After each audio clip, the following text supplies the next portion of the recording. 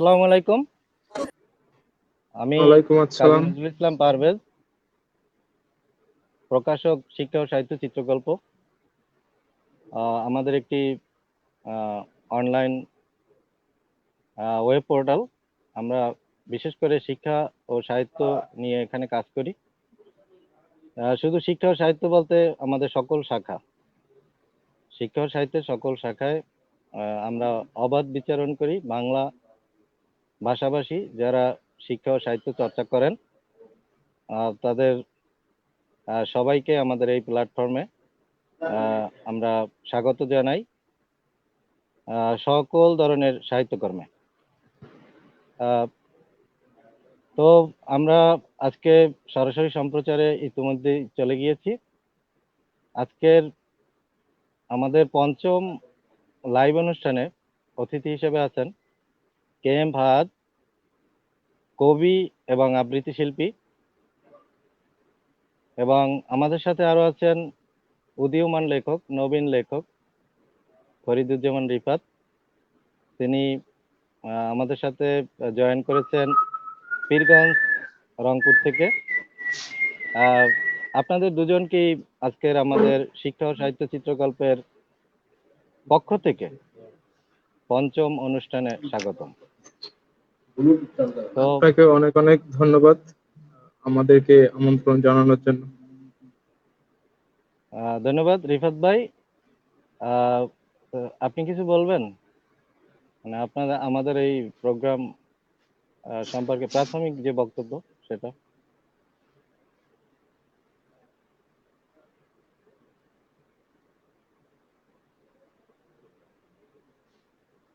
হ্যাঁ, খুব সম্ভবত ক্যাম্প বন্ধ করা ফরিদ ভাই।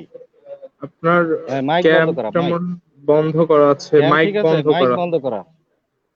আচ্ছা, মাইক দিয়েছি। বন্ধ করে এই কারণে শুনতে পাচ্ছেন। হ্যাঁ, এখন হ্যাঁ, শুনতে পাচ্ছি। মানে শিক্ষা সাহিত্য চিত্রকল্প আমাদের লেখাকে মানে প্রকাশ করার জন্য বিভিন্ন একটা মাধ্যম হয়ে দাঁড়াইছে। সুন্দর।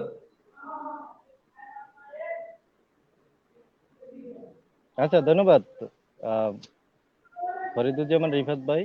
তিনি নবীন লেখক, খুব সম্ভবত 2020 সালেই তার আহ, লেখালেখি জগতে বিচরণ। তাকে অবশ্যই হ্যাঁ, আমাদের শিক্ষা ও সাহিত্য চিত্রকল্পের পক্ষ থেকে অনেক অনেক অভিনন্দন ও ধন্যবাদ। ধন্যবাদ ফাহাদ খলিফা। তিনি বিশেষ করে আমাদের বাংলাদেশ পুলিশের একজন গর্বিত সদস্য। তাকেও অনেক অনেক অভিনন্দন, যে আসলে শিক্ষা ও সাহিত্য নিয়ে কাজ করার মতো লোক বাংলাদেশ পুলিশে আহ, অনেক রয়েছে, তার একটি জ্বলন্ত প্রমাণ ফাহাদ ভাই। তো আমরা আজকে মেইন অনুষ্ঠানে চলে যাব, তার আগে আমি দর্শকের উদ্দেশ্যে আহ, কয়েকটি কথা বলতে চাই। মূলত শিক্ষা ও সাহিত্য চিত্রকল্প একটি সেট নিয়ে যান। শিক্ষা ও সাহিত্য বিষয়ক অনলাইন প্ল্যাটফর্ম। এখানে আমাদের আহ, লেখা পাঠানো তথা অন্যান্য যে বিষয়গুলো রয়েছে সেগুলো আপনারা নিচে স্ক্রল বারে দেখতে পাচ্ছেন। এবং বিশেষ করে আমাদের বিভিন্ন সময় বিভিন্ন নির্দেশনা আমাদের পেজে, গ্রুপে দেওয়া থাকে। সেগুলো আপনারা ফলো করবেন, লেখা পাঠাবেন। সবাইকেই স্বাগতম আজকের এই পঞ্চম লাইভে। যারা ইতিমধ্যে আমাদের সাথে জয়েন করেছেন সবাইকে অভিনন্দন। আমাদের আহ, ইতিমধ্যে আমাদের সাথে যারা জয়েন করেছেন তাদের ভিতরে নুসরাত শারমিন সবাইকে অভিনন্দন ও শুভেচ্ছা, অভিনন্দন ও শুভকামনা জানিয়েছেন। তবে আজকের অনুষ্ঠানটা বিশেষ করে আবৃত্তি কেন্দ্রিক, মানে আমরা আবৃত্তি, বিভিন্ন কবিতা আবৃত্তি শুনবো। ফাহাদ ভাই আছেন। ভাইয়া, আমি কিন্তু আহ আবৃত্তি বেশি একটা পারি না। আচ্ছা, আমাদের ফরিদ ভাই আছেন। তিনি নবীন লেখক, লেখালেখি জগৎ নিয়ে বিভিন্ন কথা বলবেন, বিভিন্ন দর্শকদের বিভিন্ন প্রশ্নের জবাব দিবেন। সাথে সাথে আমরা আবৃত্তি আমি শুনবো। বলতে চাই যে আমি আমি কখন থেকে লেখা শুরু করেছি, কিভাবে প্রকাশ করেছি, এই বিষয় নিয়ে আজকে আলোচনা করতে চাই। আচ্ছা, অবশ্যই আমরা একে একে আচ্ছা, প্রশ্নের দিকে যাব। তার আগে আমি দর্শকদের বলতে চাই, আপনারা কমেন্টের মাধ্যমে আপনারা কবিতা পাঠাতে পারেন, আপনাদের পছন্দের কবিতাগুলো। অবশ্যই আমাদের ফাহাদ ভাই কবিতাগুলো আবৃত্তি করবে। দর্শকের কবিতা পাওয়ার আগে আমরা ফাহাদ ভাইয়ের কাছ থেকেই আমরা প্রথম তার পছন্দের একেবারে অনুষ্ঠানটা বিশেষ একটা করে পছন্দের একটা কবিতা আবৃত্তি শুনতে চাই। ফাহাদ ভাই। আচ্ছা আচ্ছা, ধন্যবাদ আপনাকে কাজী নজরুল ইসলাম ভাই। আসলে নিজের কবিতা আসলে আবৃত্তি করার ভিতরে একটা অন্য রকমের মজা আছে। এবং আমি যে কবিতাটা আসলে আজকে প্রথমে আবৃত্তি করবো সেটা হচ্ছে, এটা আমার লেখা একটা কবিতা। আর এটা এমন একটা সময় লিখেছিলাম যখন একটা লাইফে আপস এন্ড ডাউনের একটা সময় আসে। সেই জায়গা থেকে আহ যখন আমার মনে হয়েছে যে কবিতাটা আমার লেখা উচিত। এটা এমন হতে পারে যাদের শহুরে জীবন ভালো লাগে না, শহুরে জীবন নিয়ে যাদেরকে খুব খুব ক্লান্তি বোধ করে যারা শহুরে জীবনে, সে তখন আমি ফার্স্ট শহরে ছিলাম। আর শহরের জীবনটা আমার কাছে একদম অসহ্য মনে হয়েছে। সেই জায়গা থেকে আমি কবিতাটা লিখেছিলাম। এবং আমি প্রকৃতির সাথে থাকতে চেয়েছি শুরু থেকে, এবং আমাকে প্রকৃতি ভীষণভাবে টানে।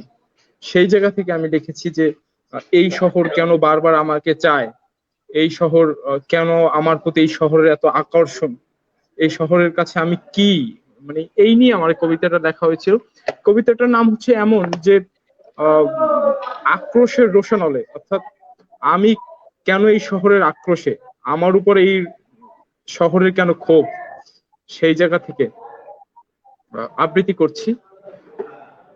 আহ, আক্রোশের রোশনালে, এ কেমন সংস্কৃতি তোমার, আমার পিছু ছাড়ে না, কেন বারবার আক্রোশের রোশনালে আমি, এই ব্যস্ত শহর, যান্ত্রিকতা, চারদিকে শব্দের বিকট শব্দ, আমি কেন এর সঙ্গী হচ্ছি বারবার, এই কংক্রিট, এই রাজপথ, এখানে কেন, এখানে কেন আমার পদাঙ্কের বারবার ছাপ, কেন আমার প্রতি তোমার, কেন এত আক্রোশ, কেন আমি রোশনালে বারবার, আমারও তো ইচ্ছে হয় প্রকৃতিতে হারাতে, আমারও তো স্বাদ হয় মুক্ত পাখির ন্যায়, মুক্ত আকাশের মুক্ত বাতাস খেতে, তাহলে আমার বেলায় এমন কেন,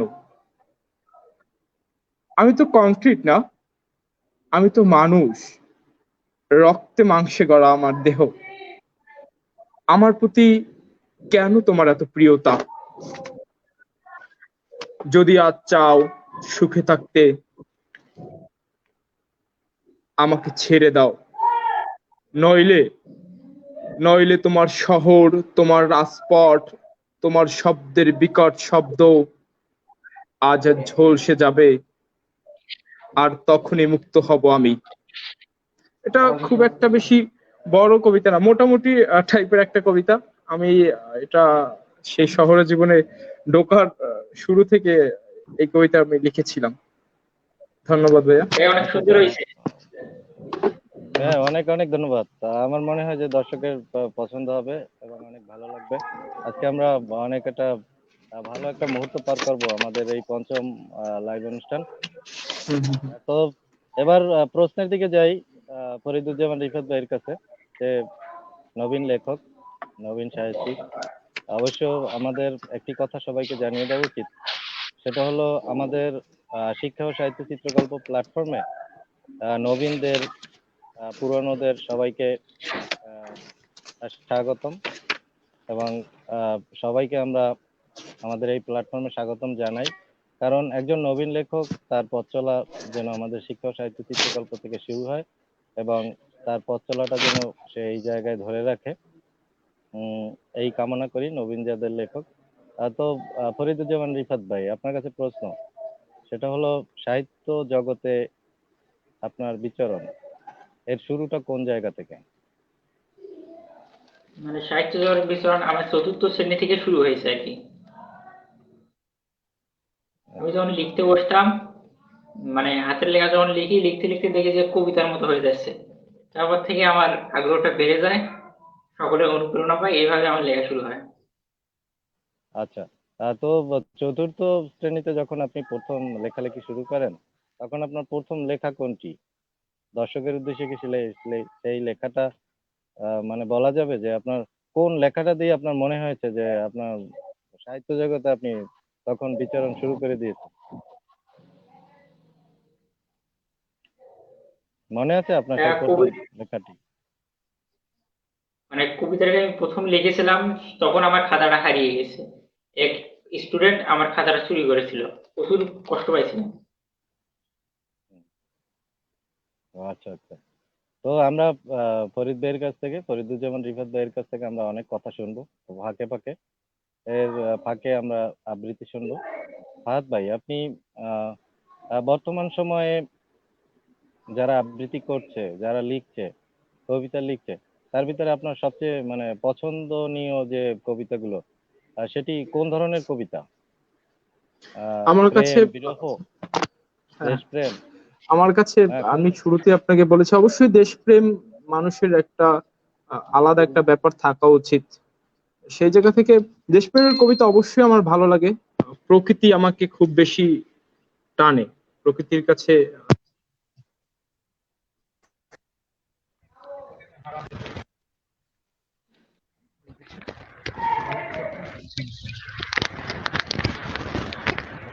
এবং সেই ক্ষেত্রে প্রকৃতির কবিতা আমার কাছে খুব ভালো লাগে। এবং আমি জীবনানন্দের একজন বড় ভক্ত ছিলাম। স্কুল জীবন থেকে ইভেন কলেজ এখনো প্রচুর জীবনানন্দের বই দেখলে আসলে লোক সামলানো দেয় আমার কাছে। সেই ক্ষেত্রে এই এই টাইপের কবিতাগুলি আমার কাছে ভালো লাগে। প্রকৃতি, ভালোবাসা, দেশপ্রেম। এবং আচ্ছা, ধন্যবাদ আমাদের ফাহাদ ভাই। আমি তাহলে আহ, জীবনানন্দ দাশের একটি কবিতা শুনি, মানে আপনার কাছ আচ্ছা, থেকে তাহলে জীবনানন্দ দাশের একটি কবিতা শুনি।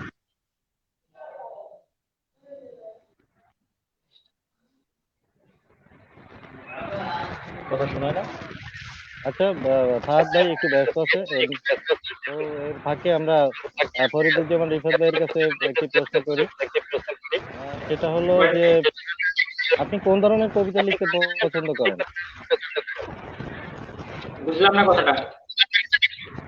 আপনি কোন ধরনের, কোন আহ, ধরনের মানে কোন টাইপের কবিতাগুলো লিখতে পছন্দ করেন? দেশের কবিতা, প্রেমের কবিতা, বিরহের কবিতা, কোনগুলো লিখতে পছন্দ করেন? আমার জীবনে কোনো প্রেম আসে নাই, তাই বিরহের কবিতার কোনো প্রশ্নই ওঠে না। আমি দেশাত্মবোধক আর আমার ভালো লাগার মতো কবিতা লিখে আর কি। আচ্ছা, তাহলে আমরা একটা আপনার নিজের আর স্বরচিত একটি কবিতা শুনি, আবৃত্তি করে আমাদের শোনাতে পারবেন?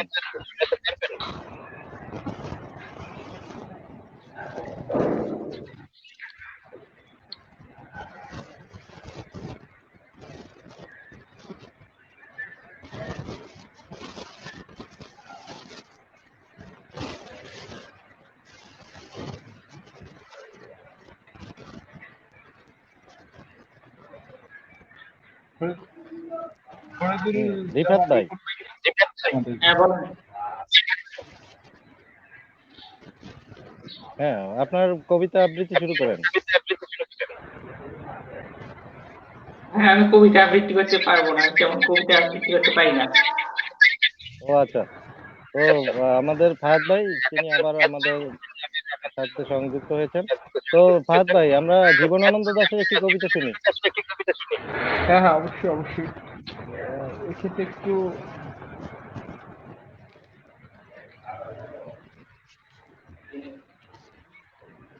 জীবনানন্দ দাশের বনলতা কবিতাটা আমার কাছে একটা স্পেশাল। সে সারা আহ, পৃথিবীর বিভিন্ন জায়গায় ঘুরে এসে আহ, এরপরে তার জন্মভূমি নাটোরের বনলতা সেনের প্রেমে পড়া এবং তার রূপের মাধুর্য বিশ্লেষণ, এটা একজন কবি কত সুন্দরভাবে তার লেখনীতে ফুটিয়ে তুলতে পারে। এটা এই কবিতাটা যদি কেউ না পড়ে বা এই কবিতাটার মাধুর্য যদি কেউ না বোঝে, সেক্ষেত্রে আমার মনে হয় না আহ, তিনি ভালোবাসে, আমার মনে হয় অর্ধেকটা তিনি মিস করেছেন। আমি শুরু করি বনলতা সেন কবিতাটি। এটা জীবনানন্দ দাশের। হাজার বছর ধরে আমি পথ হাঁটিতেছি পৃথিবীর পথে, সিংহল সমুদ্র থেকে নিশীথীর অন্ধকারে, মালায় সাগরে অনেক ঘুরেছি আমি, বিম্বিসার অশোকের ধূসর জগতে সেখানে ছিলাম আমি। আরো দূর অন্ধকার বিদর্ভ নগরে আমি ক্লান্ত প্রাণ এক, চারদিকে জীবনের সমুদ্র সফেন আমারে দুদণ্ড শান্তি দিয়েছিল নাটোরের বনলতা সেন। চুল তার কভেকার অন্ধকার বিদিশার নিশা, মুখ তার শ্রাবস্তির কারুকার্য, অতি দূর সমুদ্রের পর হাল ভেঙে যে নাবিক হারায়েছে দিশা। সবুজ ঘাসের দেশ যখন সে চোখে দেখে দারুচিনি দ্বীপের ভিতর, তেমনি দেখেছি তারে অন্ধকারে। বলেছে সে, এতদিন কোথায় ছিলেন? পাখির নীড়ের মতো চোখ তুলে নাটোরের বনলতা সেন। সমস্ত দিনের শেষে শিশিরের শব্দের মতো সন্ধ্যা আসে, ডানার রৌদ্রের গন্ধ মুছে ফেলে চিল, পৃথিবীর সব রং নিভে গেলে পান্ডুলিপি ফিরায়। তখন গল্পের তরে জোনাকি রং ঝিলমিল, সব পাখি ঘরে আসে, সব নদী ফুরায়ে জীবনের সব লেনদেন, থাকে শুধু অন্ধকার মুখোমুখি বসিবার নাটোরের বনলতা সেন। ধন্যবাদ ভাইয়া। ধন্যবাদ ফাহাদ ভাই। তো আমরা মনে হয় কিছুক্ষণ ফরিদুজ্জামান রিফাত ভাইয়ের কানেকশন তৈরি হয়ে গেছিল ডিসকানেক্ট। হ্যাঁ, তো আমরা ফরিদ ভাইয়ের কাছে বারবার আমরা প্রশ্নের দিকেই যাব, আর সাহিত্য জগতে বিভিন্ন প্রশ্ন করব উদীয়মান একজন লেখক হিসেবে। আমরা তাকে কাঠগড়ায় দাঁড় করাবো না, বিভিন্ন প্রশ্নের আলোকে কাঠগড়ায় দাঁড় করাবো না। তো তার কাছ থেকে আমরা তার ব্যক্তিগত সাহিত্য জগতে বিচরণের বিভিন্ন কথাগুলো শুনবো। তো ফরিদুজ্জামান রিফাত ভাইয়ের কাছে আমার প্রশ্ন, লেখালেখি কি আপনি পেশা হিসেবে বেছে নিতে চান, না শখ হিসেবেই থাকবে? ভাইয়া মূলত এখন এটা সঠিকভাবে বলতে পারছি না, তবে আমার এটা শখ হিসাবে বর্তমানে রয়েছে। আর আপনি বর্তমান সময় লেখালেখিতে মানে কতটুকু সময় দেন, প্রতিদিন কতটুকু সময় দেন? আমি যখন সময় পাই তখন সময় দেই, তবে মাঝে মাঝে 1-1.5 ঘন্টা করে সময় দেই, বেশি সময় দিই না, আচ্ছা, মানে অর্ধেক লিখি। বলেন। আচ্ছা, আপনি কি রুটিন করে সময় দেন, না আপনার লেখার কোনো নির্দিষ্ট কোনো রুটিন নেই? যে কোনো সময় আপনার মাথার ভিতরে লেখা চলে আসে তখনই আপনি বসে পড়েন, এরকম কিছু, না হ্যাঁ নির্দিষ্ট ভাই, কোনো রুটিন মেনটেন করেন? আমার নির্দিষ্ট কোনো রুটিন নেই। যখন আমার মাথায় একটু ভালো শব্দ আসে, আমি সেই শব্দগুলো জড়িয়ে কবিতা লিখি। আচ্ছা, ধন্যবাদ। তো আবারও আমরা প্রশ্নে আসবো, সংক্ষিপ্ত প্রশ্ন করবো রিফাত কাছে, অনুপ্রেরণামূলক প্রশ্ন, যেগুলো নবীন সাহিত্যিক যারা আছে, নতুন লেখক যারা আছে, তারা অবশ্যই সেগুলো শুনবে, তাদের ভালো লাগবে। এবং এরকম প্ল্যাটফর্মে এসে কথা বললে অবশ্যই তাদের সাহস এবং তার লেখনীর যে হ্যাঁ ভাই, প্রতি একদম যে ঠিক। অনুপ্রেরণা, এবং সেগুলো অবশ্যই বৃদ্ধি পাবে। তার জন্যই আসলে আমাদের এই প্ল্যাটফর্মগুলোতে নবীন লেখক যারা, তাদেরকে আহ্বান করা, তাদের অনুপ্রেরণা দান করা, যে আসলে আমরা কোনো একটা প্ল্যাটফর্ম আপনাদের পাশে আছি, সবসময় থাকতে চাই। তো ফাহাদ ভাই, এবার ফাহাদ ভাইয়ের কাছে যাব। জীবনানন্দ দাশের অন্য কোনো প্রেমের কবিতা আমরা শুনবো? অন্য কোনো কবিতা অবশ্যই আপনার? সেটা, হ্যাঁ, এটা আরো আমি আচ্ছা, আরেকটু তাহলে আমরা শেষ দিকে। অন্য আরেকটি কবিতা শুনি, অন্য আরেকটি কবিতা আবৃত্তি শুনি। আর ফাহাদ ভাই, আচ্ছা, আমাদের ইতিমধ্যে আমাদের দুজন আহ, আমাদের কমেন্টস করে আপনাকে অভিনন্দন জানিয়েছে, হ্যাঁ, শারমিন আমার এবং সকল ফারজানা। যারা যারা আমাদের সাথে আছে, যারা আমাদেরকে দেখছে, আমি তাদের কাছে আন্তরিকভাবে কৃতজ্ঞ, এবং আমি আশা করব আমাদের সাথে শেষ পর্যন্ত থাকবে তারা। এবং ডেফিনেটলি আজকে এই ব্যাপারটা আমার অনেক ফ্রেন্ড সার্কেলও দেখছে, অনেক কলিগদের দেখছে, সবাইকে অনেক অনেক ধন্যবাদ আমার সাথে থাকার জন্য, অনেক অনেক কৃতজ্ঞ। আচ্ছা, তাহলে আমরা আরেকটি জীবনানন্দ দাশের আরেকটি কবিতা শুনি। আচ্ছা, জীবনানন্দ দাশের আরেকটি কবিতা আমি পরে বলবো, তার আগে আমার কাছে ভাইয়া আরেকটা কবিতা আমার খুব ভালো লাগার একটি কবিতা। এটা হচ্ছে কালীগঙ্গার পার কবিতাটার নাম। আচ্ছা আচ্ছা। একটু আচ্ছা, আমি একটু কবিতাটি একটু আবৃত্তি করি। কালীগঙ্গার পার। আমারে কালীগঙ্গার পার ছাইরা যাইবার কইও না সখী, আমি যাইবার পারুম না কোথাও। তোমারে আমি আর কতবার আর কত ভাবে বুঝামু, যেইখানে কালীগঙ্গার পার নাই, মাঝির গাওয়া গান নাই, জাইল্লা গো মাছ ধরা দৃশ্য নাই, ওইখানে আমি যাইবার পারুম না সখী। এই কালীগঙ্গার পার আমার পরাণে শান্তি দিছে, যেইটা আমি তামাম দুনিয়া ঘুইরাও কোথাও পামু না। খলনা মাছের পিছে পোলাপানের ছোটাছুটি, এক পাও তুইলা ক্লান্ত পাতিহাসের সুখের ঘুম, আর গরুর পাল নিয়া গাঙের পানিতে রাখালের ডুবাডুবি, এইগুলা তুইয়া এখন আমারে কই যাইবার কও সখী, আমি তো কোথাও যাইবার পারুম না। যেইখানে কালীগঙ্গার পার নাই, ওইখানে আমার শান্তি নাই। এই গাঙের পানে খাড়াইয়া মানুষের জনম দেখছি, মরণ দেখছি, গাঙের পানিতে চোখের জল ধুইতে দেখছি। মোড়লের বউ রোজ কানতে কানতে শরীরের মায়ের দাগ আর চোখের জল এই কালীগঙ্গার পানিতে ধুইতে আহে। আর সুশীলের মায় রোজ দুগ্গা দুগ্গা কইয়া এই পানিতে আইসা ডুব দেয়। অহন আমারে কও সখী, জগতের কোন জায়গায় গেলে আমি পামু এমন দৃশ্য, এই গাঙের পানির মতন আমাদের ব্যবাক্যের জীবনটাও ওঠে আর নামে। আষাঢ় মাস আইলে যখন গাঙের পানিতে ফুইলা উঠে, আমাগো মাঝিগো জীবনটাও তখন ফুইলা ওঠে।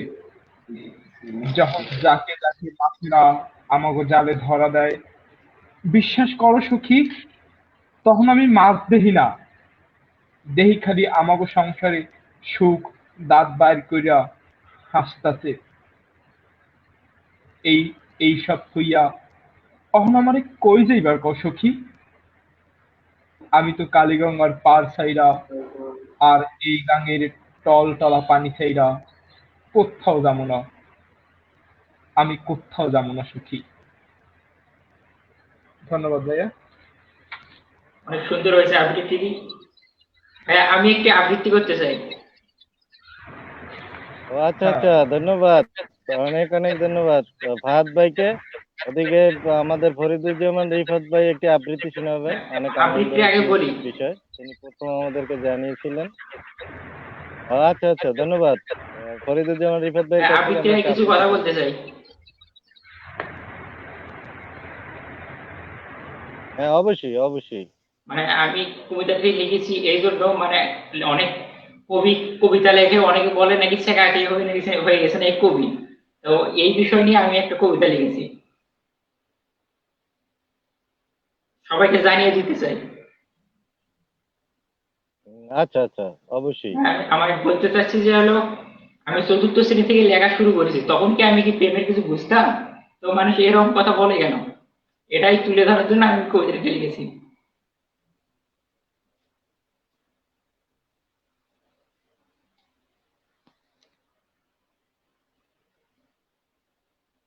কবিতাটির নাম মিশেমিশি কিছু বলে।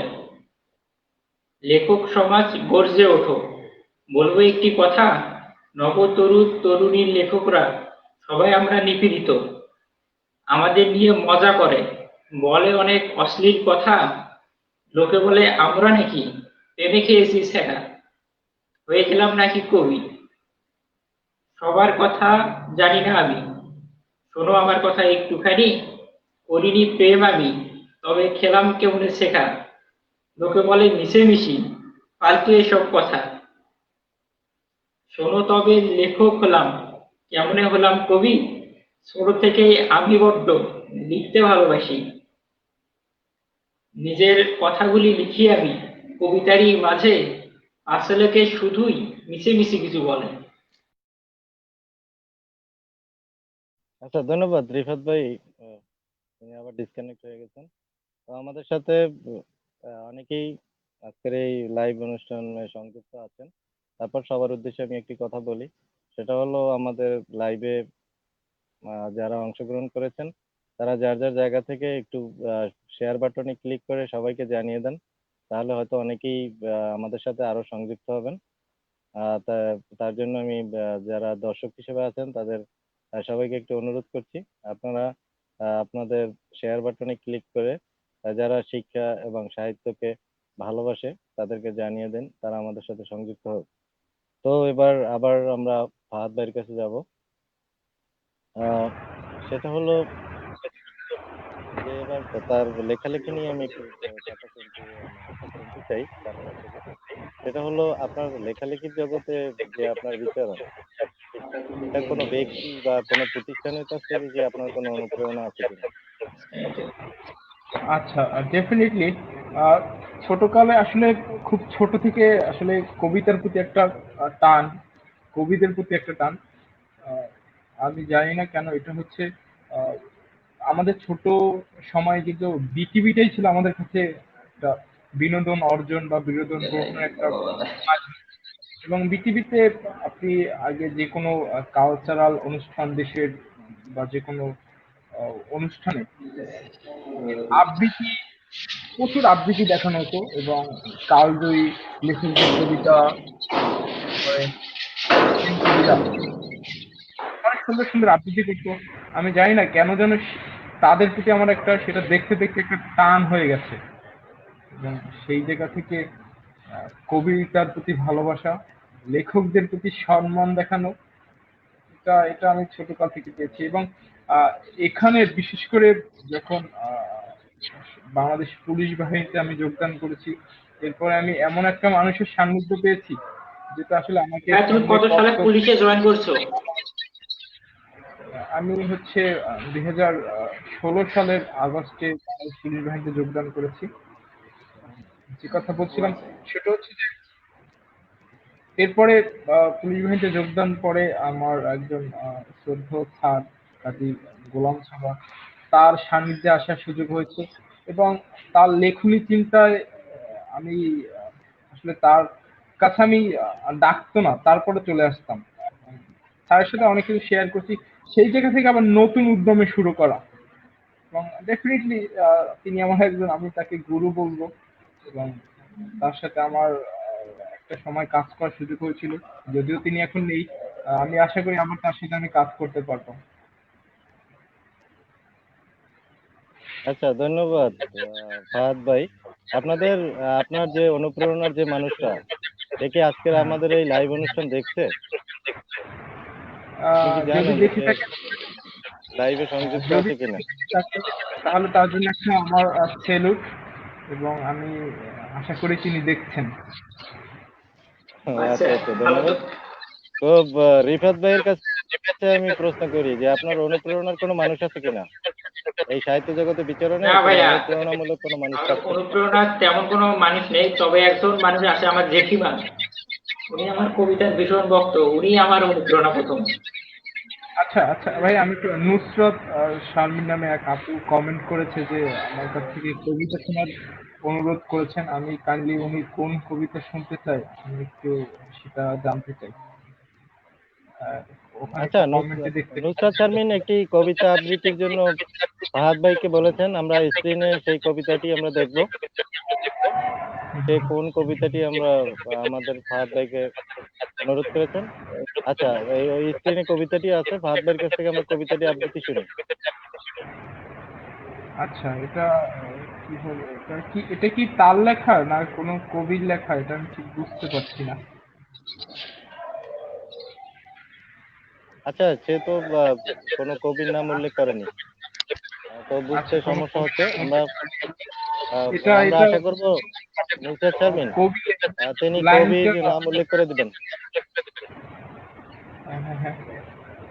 এবং আমার মনে হয় যে নুসরাত শারমিন আমাদের একজন নিয়মিত দর্শক। আমি মনে হয় বুঝতে পেরেছি।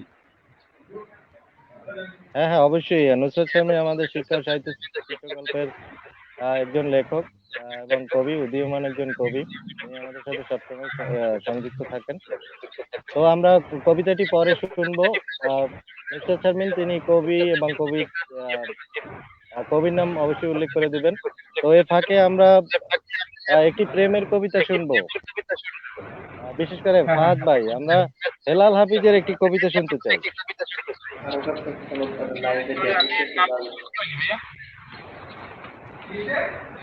হ্যালো আমাদের ভাইয়া, আমি প্রিয় নামটা। কবি হেলাল হাফিজের একটি কবিতা শুনবো, প্রিয় দর্শক।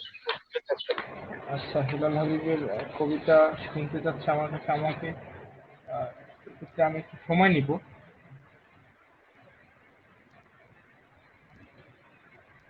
একটু সময় দিতে হবে আমাকে। আচ্ছা ফাহাদ ভাই, তাহলে আমরা অন্য আর একটা কবিতা শুনি। আপনার যে অনুপ্রেরণার যে মানুষটা কাজী গোলাম সরোয়ার, তার কোনো কবিতা আছে আপনার কাছে? অবশ্যই আছে, অবশ্যই আছে, কেন থাকবে না। আমি কাজী গোলাম স্যারের একটা কবিতা আমি শোনাবো আপনাদেরকে। এটা হচ্ছে স্যারের লেখা কবিতা, মনের দুয়ারে এসো। কবিতাটিতে চমৎকার ভাবে প্রেমের প্রতি মানুষের আকর্ষণ, প্রেমের প্রতি মানুষের যে একটা আহ, চাওয়া, নিজের করে পাওয়ার জন্য, ভালোবাসার মানুষকে নিজের করে পাওয়ার জন্য একটা যে জীবনের আকাঙ্ক্ষা, সেটা কবি তার নিজের লেখনীতে দারুণভাবে ফুটিয়ে তুলতে পেরেছেন। এবং এখানে আমার মনে হয় না কেউ কোনো ভুল করতে পারবে। অমায়িক একটা লেখা হয়েছে। আবৃত্তি করছি। মনের দুয়ারে এসো, রংধনু মার্কা ভালোবাসার দুয়ার নয়, প্রকৃতির মনের দুয়ারে ফিরে এসো। ছিলগালা মন তালা খুলে যাবে, পাকা সেগুন কাঠ টিনের ঘর নয়, এক নম্বর ইট পাথরের ইমারত নয়, প্রকৃত ভালোবাসার নীড়ে ফিরে এসো। তুমি এলইডি বাল্বের মতো নও, পূর্ণিমার চাঁদের মতো আলো ছড়াও। উদ্ভাসিত হবে জরাজীর্ণ কুটির, দক্ষিণা পবনের প্লাবনের মতো নয়, খাঁটি প্রেমের বন্যায় ভেসে এসো। নদ নদী সাগর উপসাগরের জোয়ারের উন্মাদ ঢেউয়ের মতো নয়, ভালোবাসার গভীর সাগরে সিক্ত হও। মাছ তলে পাল তুলে হাল ধরো দুহাতে, প্রেমের তুই ভিড়বেই কিনারে। ছলনার সাজানো কোনো নাটক নয়, প্রকৃত ভালোবাসার মঞ্চে চলে এসো। অভিনয় করো লাইলি মজনুর মতো, জান্নাতি মুক্তির ইতিহাস রচনা করো। যদি সুখী হতে চাও তবে জীবনে এসো। ধন্যবাদ ভাইয়া। আচ্ছা, ধন্যবাদ ফাহাদ ভাইকে, অসংখ্য ধন্যবাদ একটি প্রেমের কবিতা আবৃত্তি করার জন্য। রোমান্টিক একটা কবিতা, হ্যাঁ, প্রেম হ্যাঁ, বিরহের অবশ্যই। একটি নমুনা রয়েছে কবিতাটিতে। তো আমরা ফাহাদ ভাইয়ের কাছে একটি প্রশ্ন করি, সেটা হলো যে আপনার প্রিয় কোনো আবৃত্তিকার আছে যাকে আপনি অনুসরণ করেন? আবৃত্তিকার বলতে আমি সাবেক আসাদুজ্জামান নূর, যিনি হুমায়ুন আহমেদের বিখ্যাত একটি নাটক কোথাও কেউ নেই নাটকে আহ, অভিনয় করেছিলেন বাকের আলীর চরিত্রে। সে আসাদুজ্জামান নূর, ওনাকে আমার আহ, খুব ভালো লাগে এবং আমি ওনার আবৃত্তি শুনি। খুব চমৎকার আবৃত্তি করেন। এবং একসময় বাকের বাই নিয়ে যে বাংলাদেশে একটা হই হুল্লোড় পড়ে গিয়েছিল, সেই বাকের বাই হচ্ছে আসাদুজ্জামান নূর, সাবেক মন্ত্রী। ওনার আবৃত্তি আমাকে খুব টানে এবং আমি ওনাকে ফলো করার চেষ্টা করি। আচ্ছা আচ্ছা। তো আপনার আমাদের বাকের ভাই, বাকের ভাই নামে বিখ্যাত আমাদের হ্যাঁ, হ্যাঁ। সাংস্কৃতিক অঙ্গনের একজন বিশাল ব্যক্তিত্ব আসাদুজ্জামান নূর। আহ, ধন্যবাদ প্রিয় দর্শক। আমরা আমাদের অনুষ্ঠান সম্প্রচারিত করছি শিক্ষা ও সাহিত্য চিত্রকল্পের নিজস্ব পেজ থেকে। তার আগে আমি আমাদের দুজন অতিথি তারা আমাদের অনুষ্ঠান থেকে বিচ্ছিন্ন হয়ে গিয়েছেন।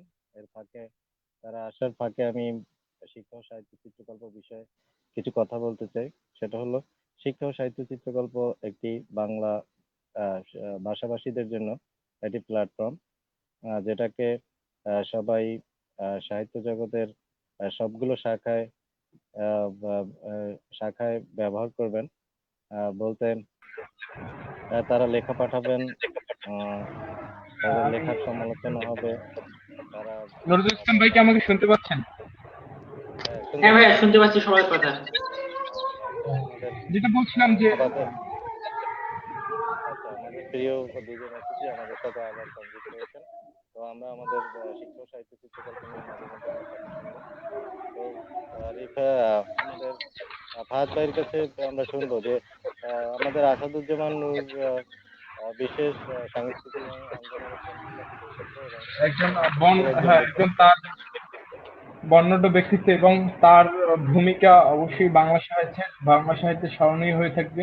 বিশেষ করে হুমায়ুন আহমেদের নাটকে তার অসামান্য অভিনয় কীর্তি দেখিয়েছেন, এটা আহ, বাঙালি জাতি মনে রাখবে।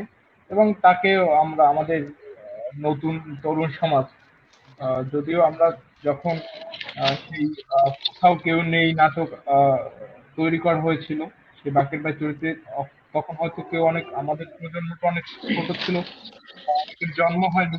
কিন্তু আমরা যখন এই নাটকগুলো দেখেছি, তখন আসলে আমরা বুঝতে পেরেছি যে কি তাদের যে শিল্পকর্ম, অসামান্য শিল্পকর্ম, ডেফিনেটলি আমাদের সেটা আহ, আহ, অবহেলা বা আমরা অস্বীকার করতে পারবো না যে তারা আমাদের জন্য কিছুই করেনি, দারুণ কিছু করেছেন এবং এটা আমাদের কাছে অবিস্মরণীয় হয়ে থাকবে।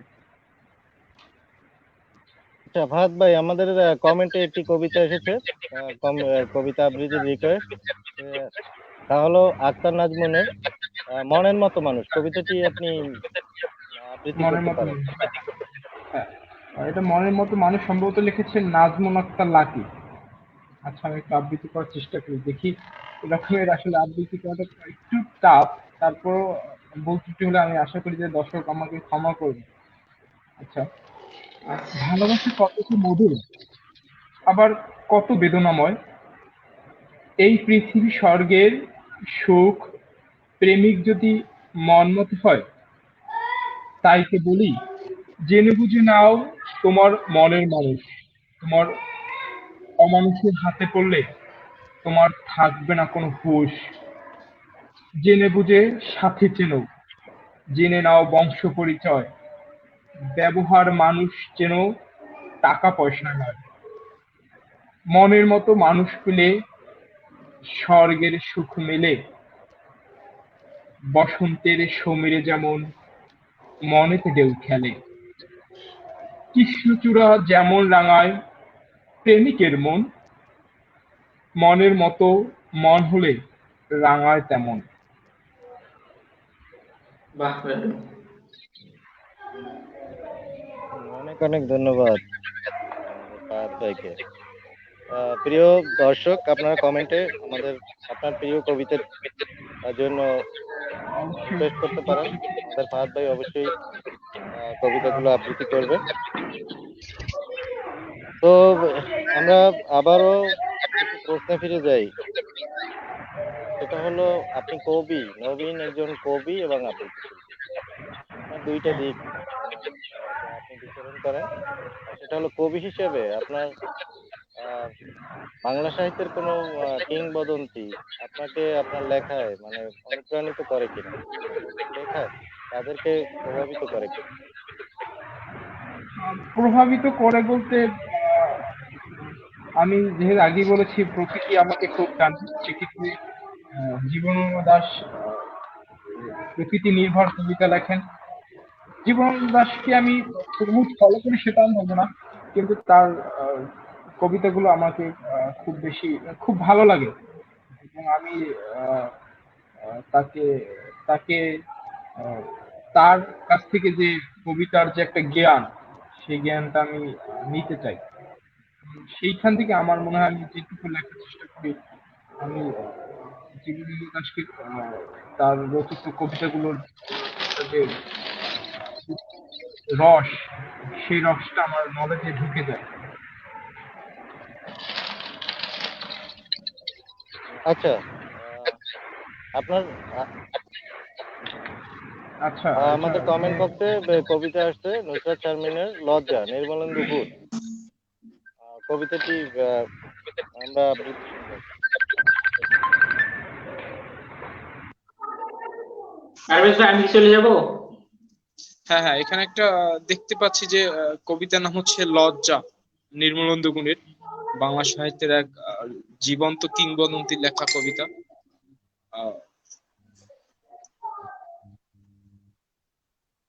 নির্মলেন্দু গুণ তার একটা কবিতা, আমি আমি কি আবৃত্তি করব এটা?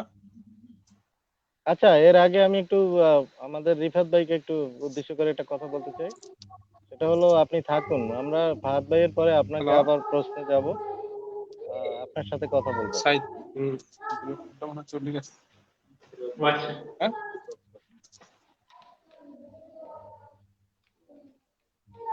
ফাহাদ ভাই,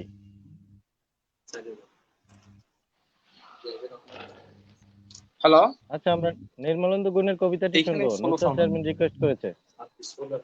হ্যাঁ,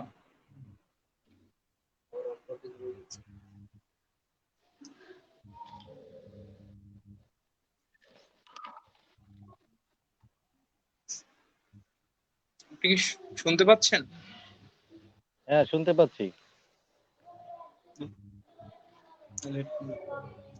হ্যালো হ্যাঁ, শুনতে পাচ্ছি ফাহাদ ভাই। আমরা ভাইয়া, কি আমাকে শুনতে হ্যাঁ পাচ্ছেন? শোনা যায়, বলেন। হ্যাঁ, শুনতে পাচ্ছি। আসতেছে, হেডফোনটা হেডফোনটা আমি পুরো করে নিয়েছি। আচ্ছা, আমরা নুসরাত শারমিনের রিকোয়েস্ট করা আচ্ছা, লজ্জা আমি কবিতাটি আসছি, শুনবো, লাইনে নির্মলেন্দু আসতেছি। গুণের। হ্যাঁ বলেন, আপনি বলেন। হ্যাঁ শুনতে পাচ্ছি। পাচ্ছেন এখন? হ্যাঁ, হ্যাঁ, শুনতে পাচ্ছি। আচ্ছা, একটু আমার একটু কারিগরি ত্রুটি ছিল, এই কারণে, if you don't mind. Hello, হ্যাঁ, শুনতে পাচ্ছেন ভাই? আচ্ছা, হ্যাঁ, আমি এখন ক্লিয়ার শুনতে পাচ্ছি। আচ্ছা, আমি একটু আচ্ছা, কবিতাটা আবৃত্তি করি নির্মলেন্দু গুণের। হ্যাঁ, নুসরাত শারমিনের রিকোয়েস্ট। আমি জানি সে তার প্রতিকৃতি কোনোদিন ফোটাতে দেখেনি, আয়নায় অথবা সন্দ্বীপে বসে যেরকম সর্বনাশা সমুদ্র দেখা যায়, তার জলে মুখ দেখে হঠাৎ লজ্জায়। কবিতাটা সম্ভবত চলে গেছে ভাইয়া এখানে। আচ্ছা, আমি যে হ্যাঁ, আচ্ছা, হ্যাঁ, কবিতাটি আবারও আমাদের আচ্ছা, যখন হ্যাঁ, আসবে, আবারও আসছে। হ্যাঁ, আবার। যখন আসবে আমি তখন শুনবো। হ্যাঁ, এসেছে এসেছে। হ্যাঁ, তার ভাইয়া জলে, হ্যাঁ হ্যাঁ, তার জলে মুখ দেখে হঠাৎ লজ্জায় সে শুধু ভাইয়া আর বেশিক্ষণ আমার মেলাম পক্ষে হতো লাইভে একদিন। থাকা সম্ভব হচ্ছে না। আমি জানি পিঠ থেকে সুতোয় কাপড় কোনোদিন শুনতে খোলেনি পাচ্ছেন আমার কথা? সে পুকুরের জলে। লজ্জা, সমস্ত কিছুতেই লজ্জা, কণ্ঠে, চুলের খোঁপায়, চোখের তারায়। আমি জানি আসন্ন প্রসব অপরাধে, অপরাধ বোধে স্ফীতদের সেই নারী কি কোনো রকমের লজ্জাশীলা ছিল? অথচ কেমন আজ বিন্দেশী মানুষের চোখের সম্মুখে নগ্ন সে, নির্লজ্জ হয়ে শুয়ে আজ জলাধারে পশু আর পুরুষের পাশে শুয়ে আছে। কবিতাটা বোধহয় শেষ হয়েছে। এই সুমন, এই সুমন। আচ্ছা, ধন্যবাদ ফাহাদ ভাই। এবার আমরা ফরিদুজ্জামান রিফাত ভাইয়ের কাছে কিছু প্রশ্ন যাই। আচ্ছা, সেটা উনি হলো, রিফাত ভাই, সম্ভবত আপনার প্রিয় লেখক কে?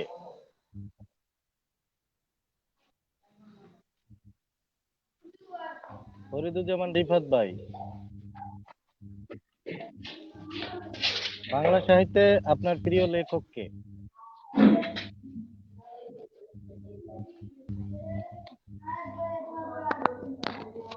রিফাত ভাই শুনতে পাচ্ছেন?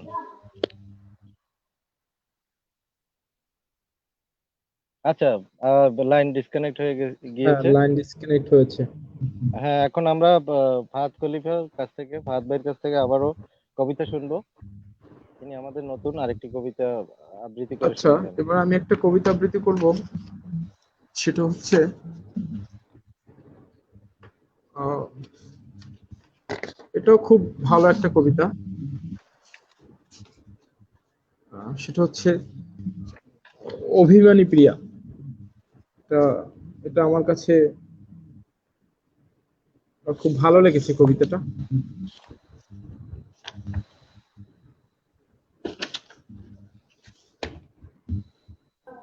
সরলা দীপান্বিতা, তোমায় ভালোবাসি মনে প্রাণে। লিখেছি আমি তোমার নামে মনের ভাঁজে রক্ত বর্ণে। সবকিছু হোক কারণে অকারণে, টানে অল্প পরিমাণে। ক্ষণে ক্ষণে নব ভালোবাসা হোক হৃদয়ের গ্রহণে গ্রহণে। হৃদয়ের দক্ষিণের ছোট্ট জানালা হোক উন্মুক্ত অকারণে। তোমার পদ্ম ফুল প্রস্ফুটিত হয়েও স্বল্প মিষ্টি অন্বেষণে। ভালোবাসার গোলাপি আবরণে অনুকরণের সন্ধিক্ষণে। অভিমান জমুক তোমার মিষ্টি ঠোঁটের কোণে কোণে। বৃষ্টির গান জরুক অনবরত হৃদয়ের পূর্ণ মিলনিতে। দুটি হৃদয়ের লেনদেন হোক নখ দর্পণের প্রাণে পণে। ভালোবাসা খুঁজে ফিরি তোমাতে স্মরণে সর্বান্তকরণে। তোমার আমার সন্ধি হোক ভালোবাসার ব্যাকরণে। কারণে অকারণে ভালোবাসা আজ কৌশলে রণে। ভালোবাসা জমুক নীলাকাশের অজানা ঈশান কোণে। নিভৃত স্বপনে গোলাপি চিরকুটের রঙিন আহ্বানে। এতটুকু সুখের ছোঁয়া পেতে শান্ত নদী জলে কৃষ্ণ বনে। আচ্ছা, ধন্যবাদ ফাহাদ ভাই। এবার আমরা ফরিদুজ্জামান রিফাত ভাইয়ের কাছে আমরা যাব। এবার কথা শুনবো রিফাত ভাইয়ের। সেটা হলো, রিফাত ভাই, আপনার প্রিয় লেখক কে? ফরিদুজ্জামান রিফাত ভাই। কাজী নজরুল ইসলাম। আচ্ছা, আমাদের বিদ্রোহী কবি কাজী নজরুল ইসলাম হ্যাঁ, প্রিয় শুনতে লেখক। পাচ্ছেন? হ্যাঁ হ্যাঁ হ্যাঁ, হ্যাঁ, হ্যাঁ। বিদ্রোহী কবিতা জানি। রিফাত ভাই, আপনার প্রিয় লেখক কে? কাজী নজরুল ইসলাম। আপনার আপনার নামে নাম। না, আমার নামটা আবার একটু ডিফারেন্ট, তো মানে কাজী হ্যাঁ নজরুল ইসলাম। এত বড় নাম হ্যাঁ। আমি এত বড় নামটা আসলে নিতে পারতেছি না, এই জন্যই সাথে পারভেজ যোগ হয়েছে। কারণ এত বড় একজন অবশ্যই। কিভাবে? মহাসমুদ্রের সাথে তো আমার এত ছোট ধূলিকণার কোনো তুলনা আমি চলে না। পারভেজ ভাইয়ের ভীষণ বড় ভক্ত। না, অবশ্যই তো ডেফিনেটলি আমিও, কারণ তার কবিতাগুলো আমিও ফলো করি এবং আমার কাছে ভালো লাগে। তার লেখনীও অসাধারণ লেখনী, এবং যে লেখার ভিতরে যে রকমের শব্দের ব্যবহার, এটা এটা অন্য সবার থেকে আলাদা। এবং এই ক্ষেত্রে আমার মনে হয় তিনিও আলাদা একটা সত্তার প্রতিষ্ঠিত করতে পারবে ফিউচারে হয়তো বা কখনো। আচ্ছা, অনেক অনেক ধন্যবাদ ফাহাদ ভাই এবং ফরিদুজ্জামান রিফাত ভাইকে।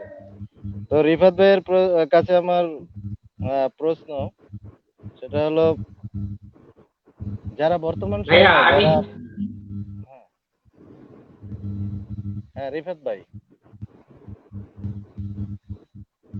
আমি কি প্রশ্নটা করব আপনাকে? হ্যাঁ, বলেন। হ্যাঁ ফরিদুজ্জামান রিফাত ভাই, বর্তমান আচ্ছা হ্যাঁ, বলেন। নেটে মনে হয় সমস্যা হচ্ছে। আমাদের সাথে অনুষ্ঠান দেখছেন আমাদের হ্যাঁ, শিক্ষা ও সাহিত্য চিত্রকল্পের হ্যাঁ, করেন। রশিদ হারুন স্যার দেখছে। ওয়েলকাম স্যারকে। আচ্ছা আমাদের হ্যাঁ, বলেন। লেখক, শিক্ষা ও সাহিত্য চিত্রকল্পের সিনিয়র একজন লেখক, প্রিয় ভাই, তার অনেকগুলো হ্যাঁ, কবিতা এবং কাব্যগ্রন্থ ইতিমধ্যে আমাদের জাতীয় গ্রন্থমেলায় প্রকাশিত হয়েছে। তিনি আমাদের সাথে আছেন। তো রিফাত ভাই, আপনার কাছে প্রশ্ন, আপনি শুনতে পাচ্ছেন? আমার কথা শুনতে পাচ্ছেন কিনা? রিফাত ভাই কি আমার কথা শুনতে পাচ্ছেন?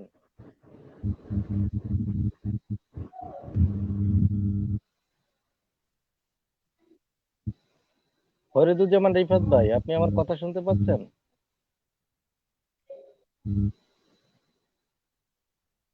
খুব সম্ভবত নেটের কারণে ফরিদুজ্জামান রিফাত ভাই আমার কথা শুনতে পাচ্ছে না।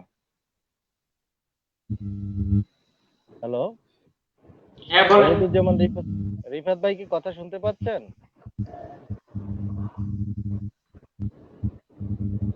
ভাইয়া আপনার কথাগুলো একটু শোনা যাচ্ছে না, মানে স্লো স্লো শোনা যাচ্ছে আর কি।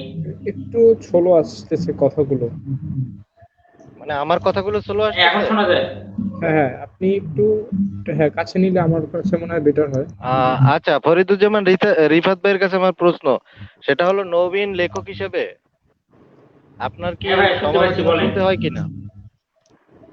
আপনাকে কেউ সমালোচনা করে কিনা? আপনার লেখার সমালোচনা করে কিনা? আপনি সেই সমালোচনাটাকে কিভাবে গ্রহণ করেন? ও আচ্ছা, আমার তো ফুল নেটওয়ার্ক আছে। হ্যাঁ, বলেন। আচ্ছা, আপনার হ্যালো। লেখার আপনি যে নতুন লিখে যাচ্ছেন সেই লেখার সমালোচনা করে কিনা এবং হ্যাঁ, আমি শুনতে পাচ্ছি। সমালোচনাটাকে আপনি কি ভাববেন? আচ্ছা, ওনার নেট প্রবলেম, খুব নেট আচ্ছা, সমস্যা ওনার করতেছে। নেট সমস্যা করতেছে। আমরা আবার আমরা প্রশ্নে ফিরে যাব। তো আমরা এই মুহূর্তে আবার ফাহাদ ভাই, আমরা নতুন আরেকটি হ্যাঁ। আবৃত্তি শুনি। আচ্ছা, হেলাল নতুন হাফিজের আবৃত্তি কবিতা। আমি আপনাকে হুমায়ুন দুঃখিত জীবনানন্দ দাশের একটা কবিতা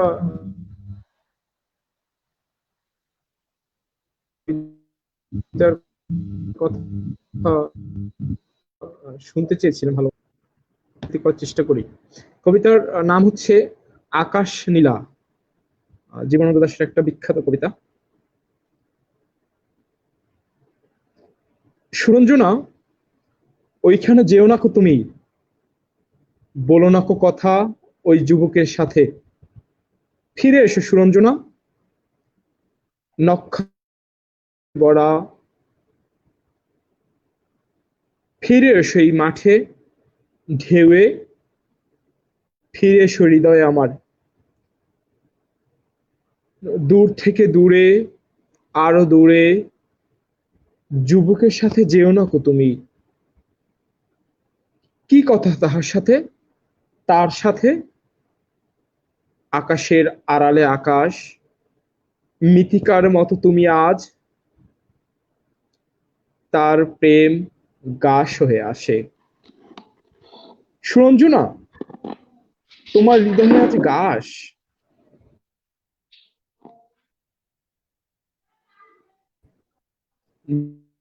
বাতাসের উপরে বাতাস, আকাশের উপরে আকাশ। সুরঞ্জনা, কবিতাটা খুব একটা বেশি বড় না, ছোট্ট টাইপের কবিতা, কিন্তু আমার কাছে ভালো লাগে, আমি শুনি মাঝে মাঝে। আচ্ছা, অনেক একটা কালজয়ী একটি কবিতা, আহ, যা আমাদের ফাহাদ ডেফিনেটলি। ভাই আবৃত্তি করে শোনালেন। আমাদের সাথে আবার ফরিদুজ্জামান রিফাত ভাই কানেক্ট হয়েছেন। এবার ফরিদুজ্জামান রিফাত ভাইয়ের কাছে আমি একটি প্রশ্ন করেছিলাম, আপনি শুনতে পাচ্ছেন? আপনার আমার কথা শুনতে পাচ্ছেন কিনা পারভেজ ক্লিয়ার? ভাই কিছু প্রশ্ন করতে চাইছিলেন?